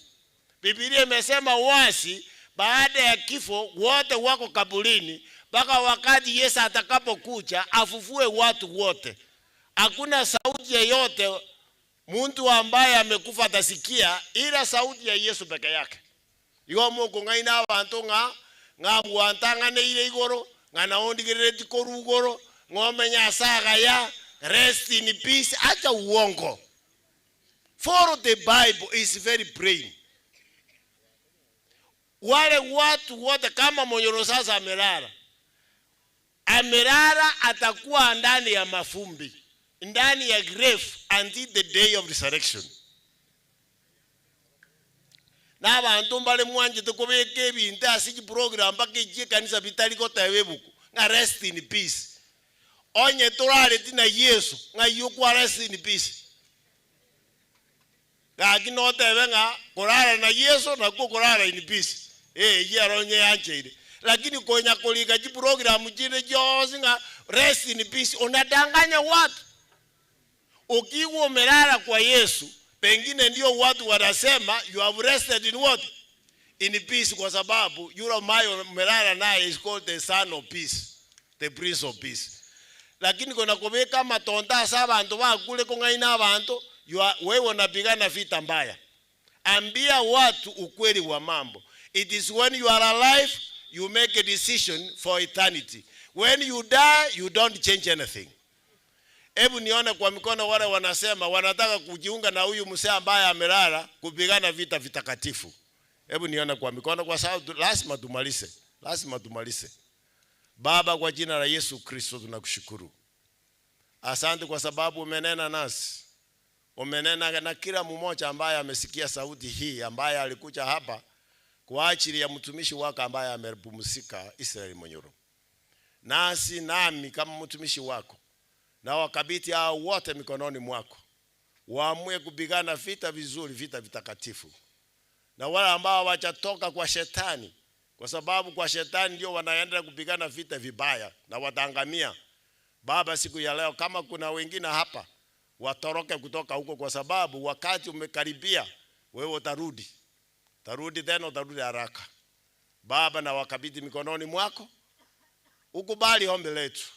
Na sisi sote tuwe watu ambao tumeingia kikundi kimoja kupigana vita vitakatifu au vita vizuri. Asante kwa sababu umekubali ombi letu, kwani tumeomba katika jina la Yesu ambaye ni mkombozi wetu. Amen.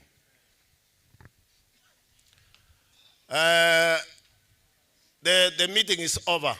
Lakini kulikuwa na kundi moja ambao mkutambua.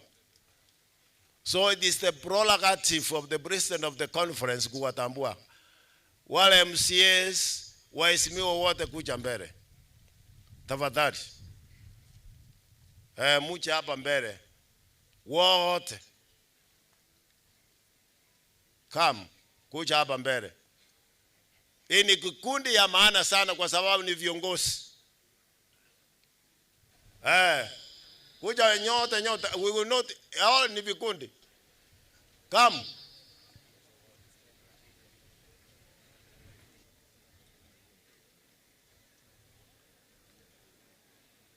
Leo mnajua it is not a political forum. Ni ibada. Lakini tunawaheshimu, tunajua kazi yenu ni kazi kubwa. Hebu mnisalimu kwanza. Mnisalimu. Salimu kwanza. Karibu sana. Thank you. Thank you so much. Thank you so much. Aerigoro ya msitiunga kiwaja utali. Okay. Wewe utanena kwa niaba yao, utaomba, utafanya ombi. Nitanena kwa niaba yao. Na tena utafanya ombi. Utanisaidia. Fanya hivi. Fanya hivi. Asante sana. Leo nimefika hapa kuja kutoa rambirambi kwa mzee wetu. Poleni sana. Kwa family, poleni sana. Sina mengi ya kusema. Lazima tuheshimu kanisa. Na ndugu yangu president, wacha nipatiane nafasi kwa mheshimiwa ndugu yangu Richard Apoko aseme jina, alafu nafikiri hatutakoroga leo, wacha tuseme tu pole. Bienvenue, Mheshimiwa Sahil, ni president yetu ya conference. Egenda kama president to kunyolinga abande baitu na Adventista. Nanda baraibe kanisa na iguru no to gochi aseri tra Yesu. wanjani watogokia torose rienchera votoinyoria kovavaya savande votambe nyasa ere no wanjani na intwe na vayetore wanjani watogokia torose rienchera votoinyoria kovavaya savande votambe. Ikotunda kora kene mongonde biamina. God is good and all the time. Ekinaro de president ani mbwa attachment no mugakoyo ntorose tie ogotera gwite sidi twara gotuma sana. Tanga mwato bekera amarore na twara gotuma no mugakoyo bari mwari gete YouTube na abandu mwari gete TikTok mwaro je na togotuma.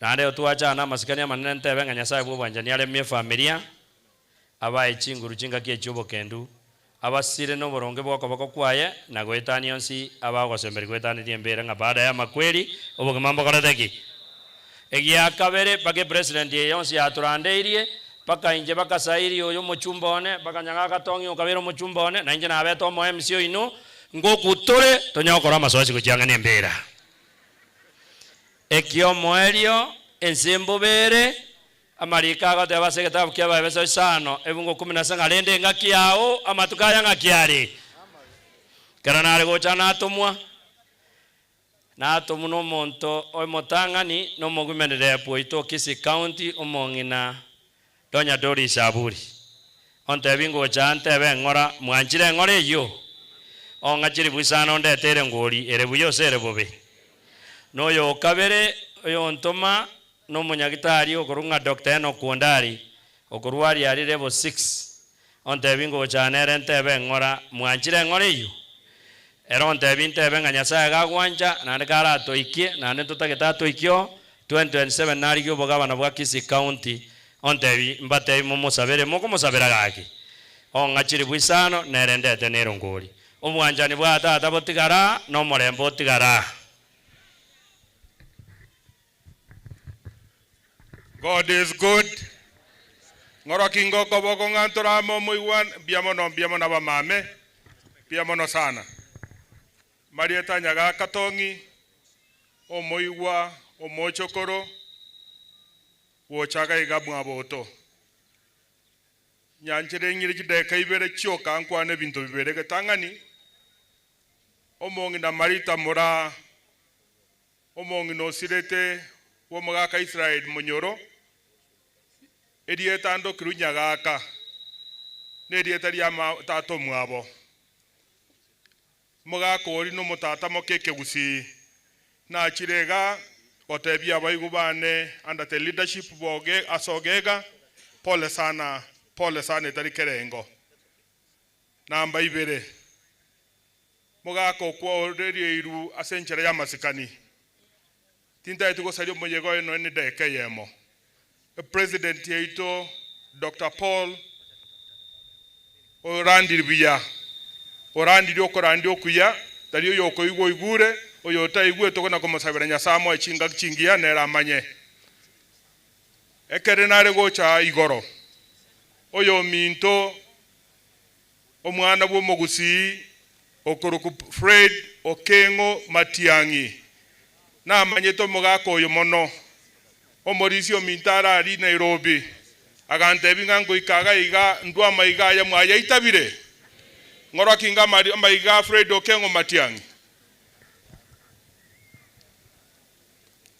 asabete binto bire byoka komogo kwa na Nyasaye nere momo sabirani mwanjire momo sabirani barenga bate bire ngo sabira more Fred Okengo Matiangi onoro mosimama bwo mogusi kapisa biamono sana nanga chibe asande tera baigwa no mongina wo mogaka oraidi mongina wo mogaka nange rongori yaye ye chisiringi chelfu emerongevere na kimogo tebyo Okengo Matiangi nyasamo seseni komo sabera more obo mabwo mogusi no bwo mo Kenya nkoira na maragoba matebi nga Nyaguta se kanse cha kerete mwaitabire ngorokia moko ya moyo pia mono sana nyasaba seseni.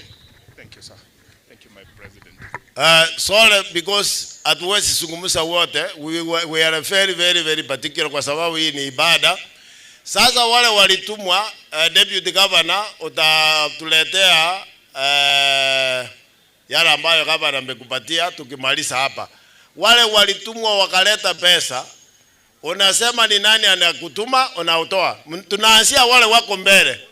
Wale wako hapa mbele tunaanzia hapa. We are here. We start with you. Ni nani hajatoa wale wako mbele? Unasema wewe ni nani unaweka hapa. Tunafanya hiyo tunamaliza. Kama ulitumwa fanya. Echi chibesana narwa achiri buikomi omongi na donya totante bichibese chinge omongi na wo mogaka Israel mojo na mwere chiri bwisana. Nechiri echi eyane neyo modaktari ondari choje na bekera faso barorori. Biamano next. Biamano family pole sana. Nje tinto miri pastor nje ngoro ku mheshimiwa honorable Ensalimache yongo ndiye bikipia alimenyingwa main stage nje kuwakana siasa te yoga nje tindiko kora siasa no moiwelinde igonta ketendwe rongori ane ya shilingi 300 no mheshimiwa Fred Matiang'i morwere shilingi 100 na bamura bali weke buramba ya shilingi 100 yewe ikatwentu ensabanya abantu ba minto monga kire chikura ekerongo bono bochimbe bwanyali bali chache omwesimiwa sairi jando mbwache ongokoboko biyamono nyasaye tikaba siseni muliete ira bakobo oli chikura chirocho naona ka tu akani okay next biyamono abageni bo mugaka Israel Munyoro tamba kwani aboirebia biyamono twachira asenge joko ni mugaka ambaye ni shujaa wa imani mugaka oyo abantu abange mbomo maete asenge jobo koleri bwaye. A strong man in the church, tiatomo sabera karachire, aende sabali engia. Balitogo tigara, na indu tolendo kwegena. Unatongi atebire, eseginere motu, tobwate chikura, seje italiko ruanu na nyimbo. Tosabere okengo Matiang'i, tosabere nse ya Kenya, toake chikura somolembe, amo muno mogusi, tongusiramo. Mbiyabona asawantera.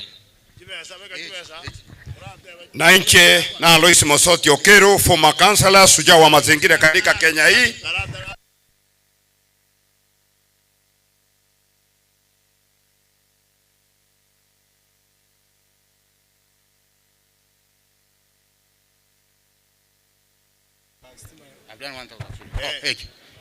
Na inje na alere Munyoro na shilingi 1000 mbiyabona nsamuseni. Na nche na Alois Mosoti Okero, former councillor, shujaa wa mazingira ya Kenya na ende nimbu atemete milioni ya monta ketaba jo aba isimuwa mumbu atesi eche simekwe mete esimekujibara jonsi pi nechi sukuru mbwate sinandende wonko gendo kaka Maria Rwanda mbwate sirende omugusi shujaa wa mazingira tora kwa begire jibasa Biamore mwenzi na nche no mheshimiwa Andrew Moinde Mochache kurukisi Central Ward togoteba pole umugako yo twarengenere kiombe kemoge kuruku master guide na kiagera na nche nalete ngora yane kurukisi Central Ward na nche nerongori yane nkuru yeri bweye mo gwetirase enamba yesimi mokonga. Finally obo mobu mogusi elinde to support Fred Matiang'i.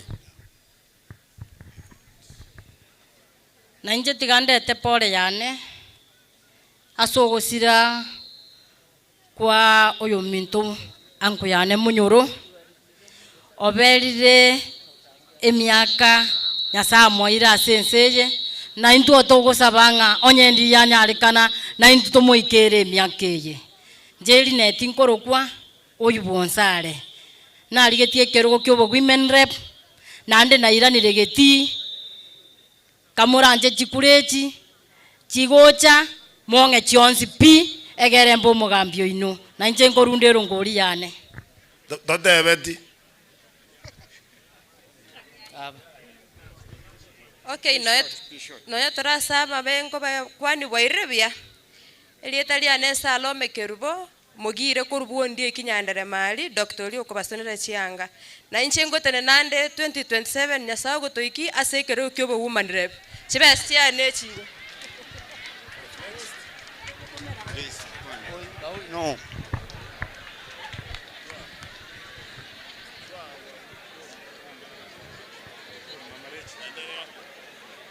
Familia Munyoro abarai barega igabonsi the SDA fraternity abasana bairi nanche na letre nanche na chirege go celebrate obogima bwa Israel Monyoro.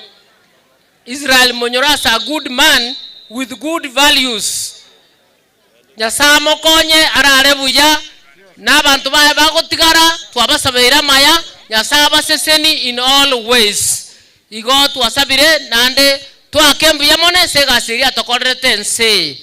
Oyo gokwana akoro kwa mwashimiwa Rachel Tundo naligirie ngaki ekiroge ngaki entambe lakini litukorire nyasa wancha nali aranga chikule chimo wancha monge 2027 elia kabere ntaita gotebaiga nje muno mwashimiwa Rachel Tundo moma etenga na akorire gasi okoligi chikule ngaki entambe lakini nanya konyora monto kombwata koboko 20 ekatu akorite chikura last time president yakataka konge kerogo lakini omweshimiwa Chanda akatabanga yaya tigomongino yabe igo ntageta koteba katukoranda na kodre kokoranda I'm finishing igo ntageta koteba iga mwachora bantu bakubwata bantu bamwabano goko na kwanire na kwanire tugoya kwane on biavo tugoya kwane wego biamano munyakerogo no etore sama bena ntigamba kwani biamore mwenzi akiaba na siasa kero mwakani we familia angirenga siasa teta keiri mo koleta siasa mono anyway inche igonte neinega iga igona tomwa kwa niaba ya former CS Ezekiel Machogu oyo bwento kobaga Ezekiel Machogu no musani bomo waka Israel Monyoro esekiandage ikomi ekiagera ekeromo CS ari kobori obo governor omugako yo na mubekereta magoko rakirende njanya kana kobabuna yatakeire bone sengencho CS atanya rego ikesenge njanya olte safari ya ghafla onto magocha onga shilingi 10,000 onte ichibesechi tinchibeke sesaniga ngende nge omonginori anyakorera gakoya ni omugako mwanganje irebo bono nakorire igogo teba jibeso bwate you are not talking egiara mwasaliri teba aye bono ngo aye ningo tebo yo tebo gotoma Njenjoji omolisi onyando chebere stie church a contribution ya nyando chebere kera Monyoro no aba matuka mange nere enta ete korwa na ye kanisa 1200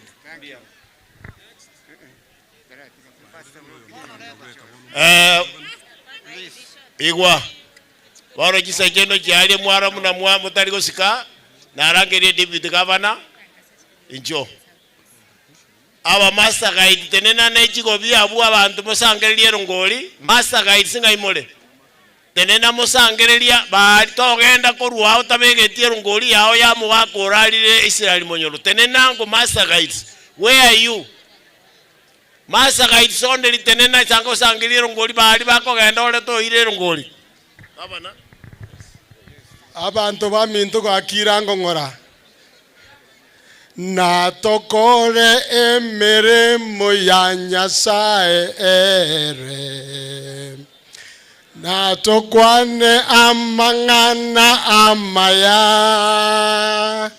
emirimo gekoera na togende iguru gakorangeria marieta nimbeo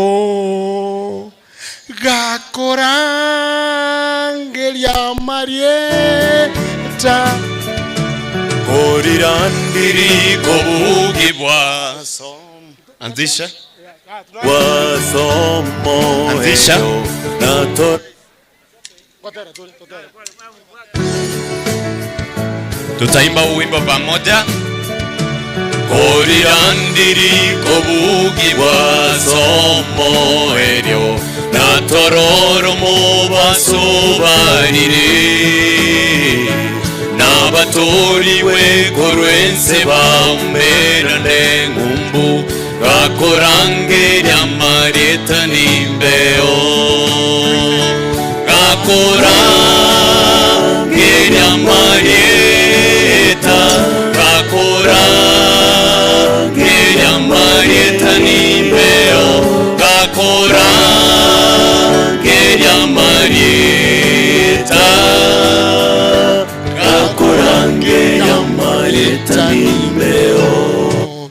abana banyasaye nonye mwarosire abane mangana abeire manyerere nganjire nkwana mangana atatoka litangani na rentire ngora yo mheshimiwa Paul Simbarati utale konyara koba kwa sababu alikuwa kule Kisumu onte bingo ikange family chisingi chiri bwe merongebere na inche nkomenda ndi chisingi chiri bukomi Jones yabere merongetatu ere buya gosere bobe elia kabere timo kolero mugaka monyoro obwate miaka 108 asecheche igombuya omugaka oyo igare korwe bibanda munarengo mugaka munyase kanisa ase miaka emenge igona are goteba pastor president iga ganjete bibanda to gaje bibanda magegaria tobioke Israel monyoro mugaka aitalia maya omanyete kara abantu mugotema koliki siasa nyerigi ngora ere buya gozere bobe naende gokora ibisi byo mujiba koreki naende osabe nomole elio pastor minto rende nani murabora makundi kabara Yesu naintu n'abakristo abadventista gagikomoko bamba mangana mwamanya muna moko gendi abana siasa ngore kiagara na barabuti bali bobe mwamanya muna moko kora ekiagara ekoso ne ya mwaboki mwaya ngora nyasabe beko naende mbuya mono ebesa naye kwana ereye samarieta nele jobebo umo deputy governor Paul Simbarati nyasaba beko mbuya mono.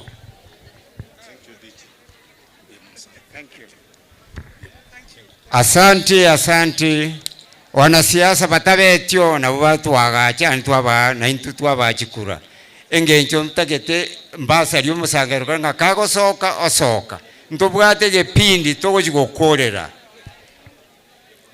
komuranje mokirake ntobwate je pindi togo chikokorera enchire mwake gendi paka sitwa ikire ntosalia ntwatele nyongo gesieri komuranje mbara abato konya mono naendi bali abayiri bogo kumia nataka omwana oyo Wycliffe atenene abayumbara aba contribute allowed baro pake wheelchair paka none chipesa paka none ngombe mokori na bachangete ti abari recognize na uba kogenda baro ngamba bwate mbabe te recognize so mugaka munyoro Wycliffe aba minto nainde buyamore nainde inche iye kasiana ne nyenge saka naga no goteba vote of thanks inche akene group eri ya America ya make sure bari barenge ngumbu banyorire ticket baachire koenia sokoro amona tato mwabo ogega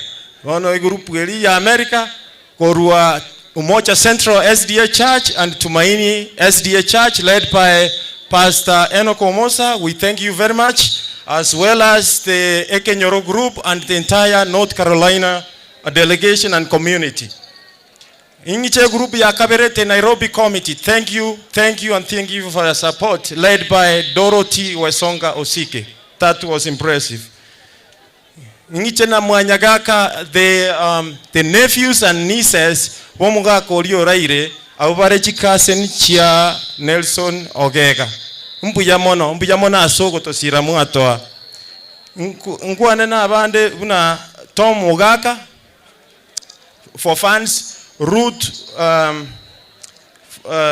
na Shepa otokonya KTRH ko make sure every time umugaka oli arenge ko enda gali onyolire oborendi bobwenerete. Amona Olva, thank you very much. Nkorere korangerio oyo omore nko oyo muhimu sana. Mokoyo oye omugaka oli otimogete okoruku Robert Onyangi Nyagaka. Moe I represent a family ya Mwanyagaka, the in-laws to the lady. Ngai Robert ya enda gochi. Akwana kangana kam.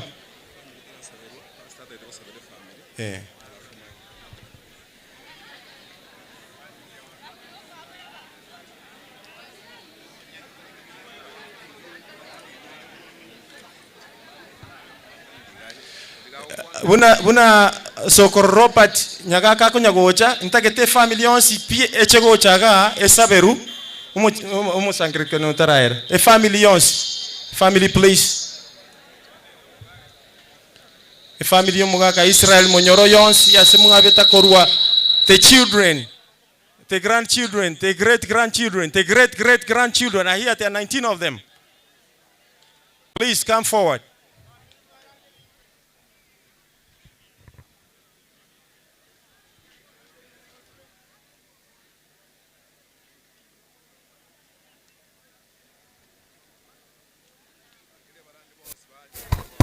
Master Guide, muendelee kujipanga vile familia inaombewa. And all the pastors. Pastors wote wakuje, ni wakati wa kuombea familia. All pastors wakuje. E family balimo ikaransete ni ndoche mwansi, please twango ya magoro bwangu. Twango ya magoro.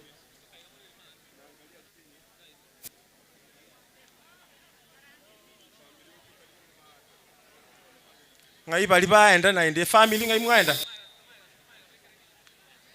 Mwaba bango.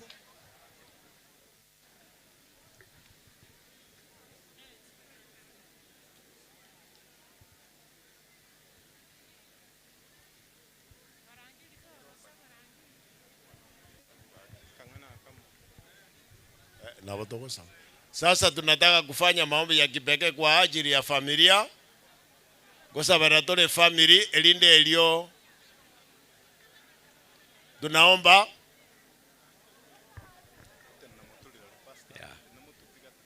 Okay. Igwango torwa masikani asogo sabere family yo mwaka Monyoro. Nyuma yoko yulinga ligi ya tigali bakonye mwensi. Tosabe. Nyasaye tatore yorombi yamone kiagero muyega bwo mugaka Monyoro. Oyo kolire merememe ya senka yaye ne kanisengi ma sense ya ito ya Kenya na gusi ya itengima as a department ya Pathfinder akabe Master Guide no mulisi we kanisa. Bono mone atokobeke amate ya samabokao. Oyi agacha so kwege na buno mwaka lenge. Oyege endanelie obatinye mariga balire sege yo balira ebiro byoko semeria ngomugaka no mwana olenge.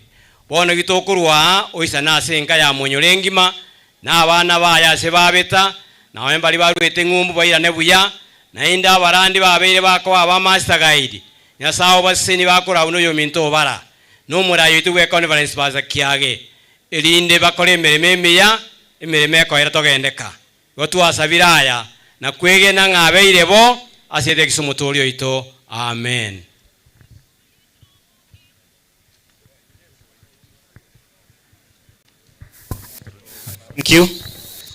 Thank you. Master Guides wote mumeombwa.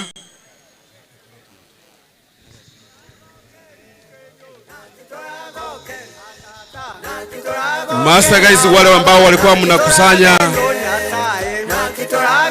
erongoli munaombwa muilete hapa kwa kibanda.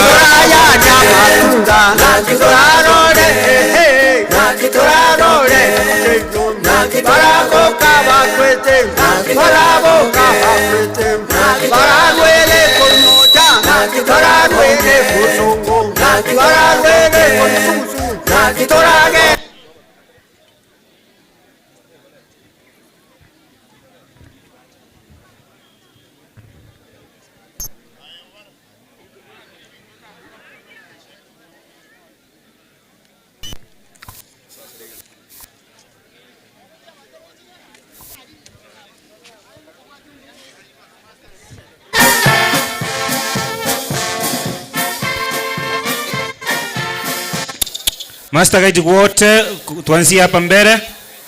Master Guide wote.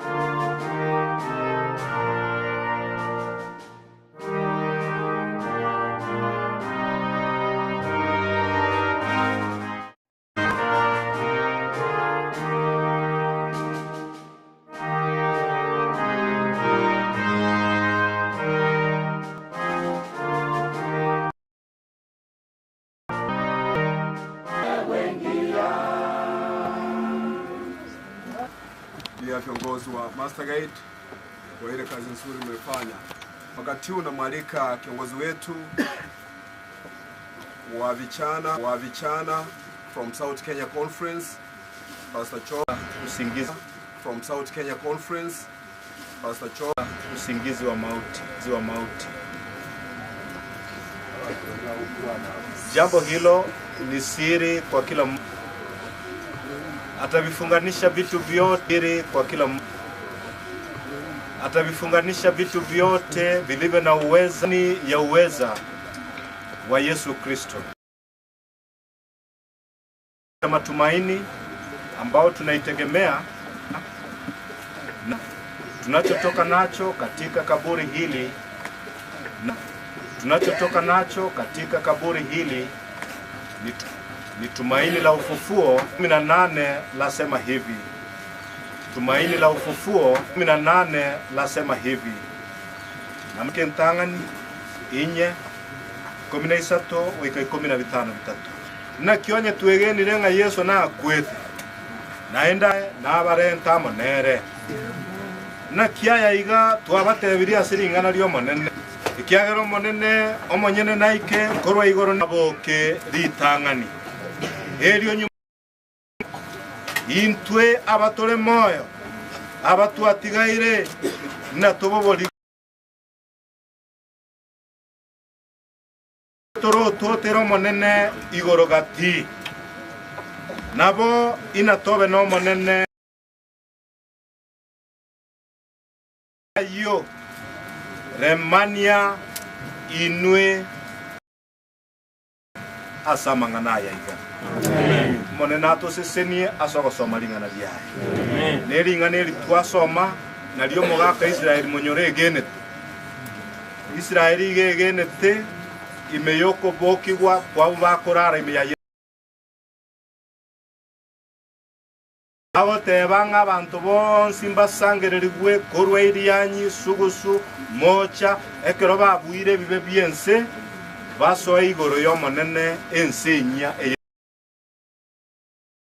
ala tunapomlaza siku ya leo. Hayo ndio matumaini tunatoka nayo katika eneo hili la kaburi. Tuweze kuomba. Baba, katika jina la Yesu tunashuhudia the last physical appearance ndani ya jeneza ya mzee Israel Monyoro. Bana kayaga familia yake alipolala katika mauti. Tuliongea na mama Eunice hapa, hata akasema mzee alimwambia musilie sana, musisumbuke sana, ni kitambo tu kidogo tutakutana tena. A very powerful statement which remains in this family. Na mzee huyu amelala kama shujaa wa imani na tunamlaza kama shujaa wa Bwana. Basi tunapomteremsha chini, tumekubali, tumesadiki, tumeitikia na tunategemea ufufuo ndani yako. Tumeomba tukiamini katika jina la Yesu Kristo. Amen. Amina. Number 9. Number 14. Number 9.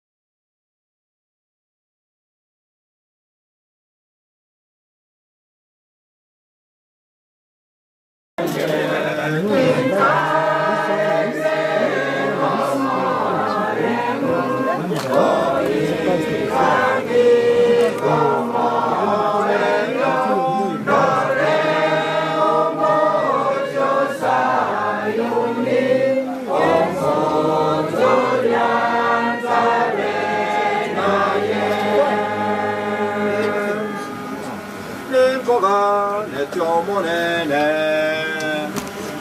Igo inene vivetrisin Ingoga netyomonene Igo inene vive Wate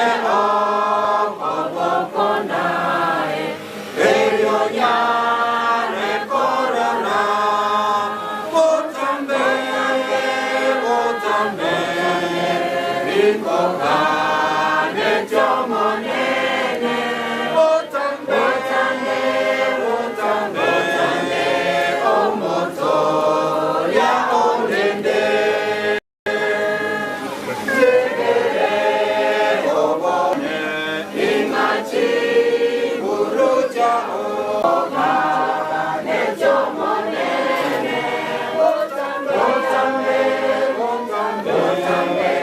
Omoto ya onende Tengo iroka asore ay tarana injo ya onende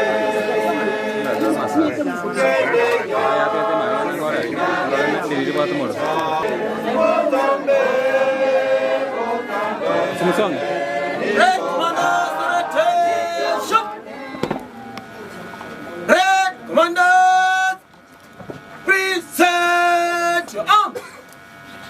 Sing the Pathfinder song. Oh, we are the Pathfinder song. The sons of God have been. Saints of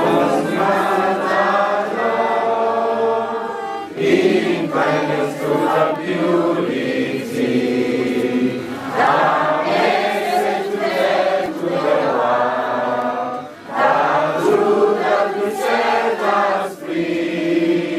King Jesus the Savior is coming back for you and me. All raise your arm. Red Commanders, stand attention. Red Commanders, one step back. Red Commanders, ready for 7 salutes. Fall in. 1.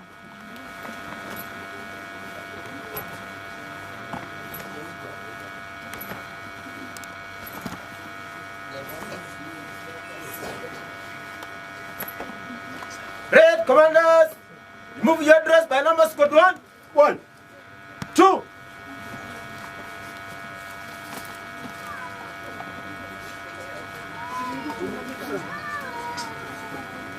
Baba yetu na Muumba wetu, tunatoa shukrani nyingi sana kwako kwa vile ulimuumba huyu mzee, na leo hii tunaona anarudi kwa mafumbi. Tuomba nguvu zako uendelee kuifariji familia, na wawe na matumaini siku moja utakaporudi na ujira wako, huyu mzee tutamuona. Na zaidi ya hayo, tuwaomba hao wote ambao tumesimama hapa uweze kutusaidia Roho wako Mtakatifu, tuweze kufanya matayarisho, damu ya Yesu iliyotilika msalabani iweze kututakaza, ili siku utakaorejea nasi pia tuweze kuurithi ufalme wa mbinguni. Tuomba hayo tukiamini kwa jina la Yesu ambaye ni mwombezi wetu. Amen. Libres your address by numbers code 1.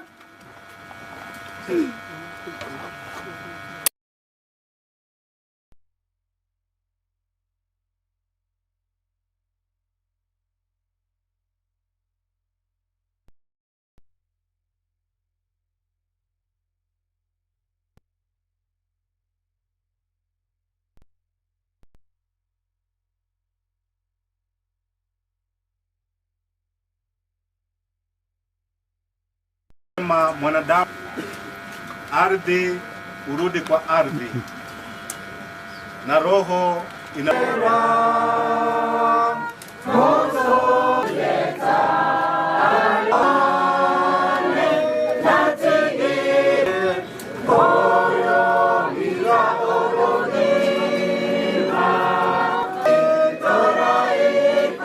Say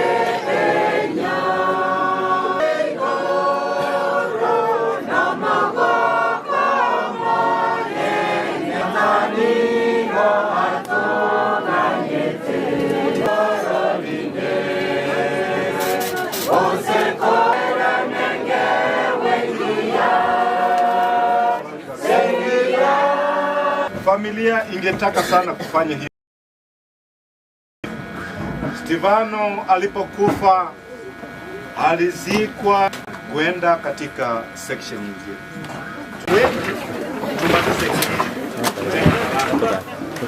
Songa. Eruta navega.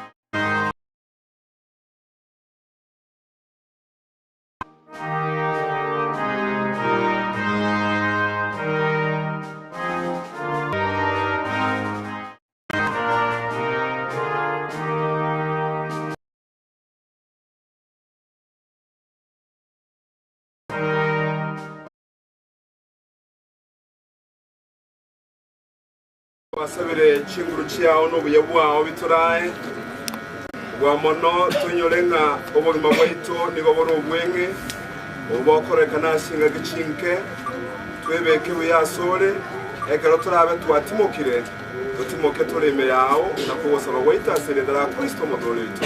Amen.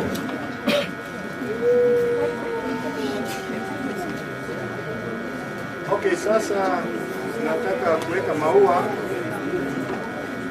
lakini kabla tufanye hivyo, neno la Bwana lasema tena katika Ayubu 14 kuanzia mstari wa kwanza. Biblia yote ya baiga ikibunge bitangani mwanya bantu okuiboro n'umukungu amatukaye n'amake araniga ikire n'emechando aranigo akorolekana bunege sicha yasikire na giasira bwango nigago eta bwango buno molengali taliko genderera kobaroro. Mara nyingi watu tunauliza mbona wanaweka maua? Ni kwa sababu pia tunaitikia na neno la Bwana ambalo linasema maisha yetu huchanua kama maua. Asubuhi linapendeza, jioni limenyauka. So as we accept the word of God, tunapokubaliana nayo Mama Eunice pamoja na watoto wako wote, kutoka watavinga gendera kole masinya saa nani tole megwetani mbere yeiga kibungo kia gatano na kia 15 gaiga yoke yote baiga bane twabikiro mugakanse aye kora ndangerie na inche ningo itabere ikiagara noganie emirimo y'amabokao lakini ngubetoro kinya Yesu narangerie one day bonsi abaradimi yae wataitikia tena, maana Bwana atataka kuona kazi ya mikono yake. Kutoka wasabira maya kwa moko beka mauba yanse asobwancheli good memories, let them continue lingering in your mind, and most important, the hope of the resurrection as it is in Christ Jesus. Bono, because as you continue doing the flowers, mutaweka mpaka picha. Sasa kuna picha za mwisho, msichoke. Ikati chiro waka chiaga chirichi nyenne kiraba kuli. Kwa hiyo kuna kazi inaendelea, tunaweka maua, tunasonga nyuma, zitapangwa picha nzuri kabisa. Let's pray. Mocha Mungu tuatene nile asembera yomo sombo oyo raire the late Israel Monyoro omonene embere yeiga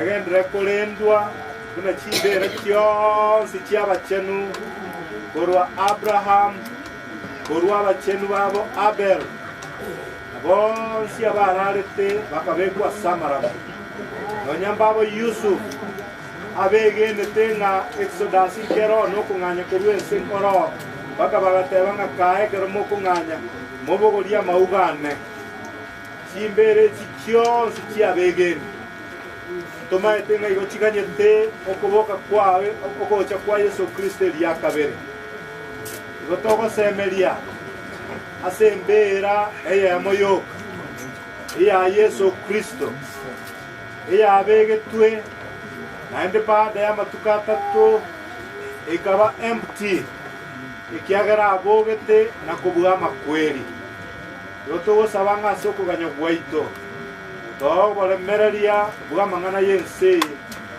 toe obosera soko tara rogendo gwaito ro kwegena egera kero Yesu ke tulerige kubuga naende twens baturabe twararira chimbera na antu akwegenire tumaete ngantoleta nwe n'abantu bonsi b'ebigori byonsi kurwo mochenu Adam na Abel abatangani pako omuntu gwo moeri gokwa senseye kerege tule ke gochikubuga igotora aboke tokurotota sama ogo semerio kuna kutokuru na kwa sembera ga togende nandi na kuo kuto gotiga se family yeye amone gendera ko bakorera maya obalende obabuere na ndo gendera ko bavoa amo nechingo licho bwanchani bwao kirichitanya ariko buneka twasabire twegene taseretera Kristo amen. Hai baba, achate, mati lego, kira mora, pole pole, mago de pekara.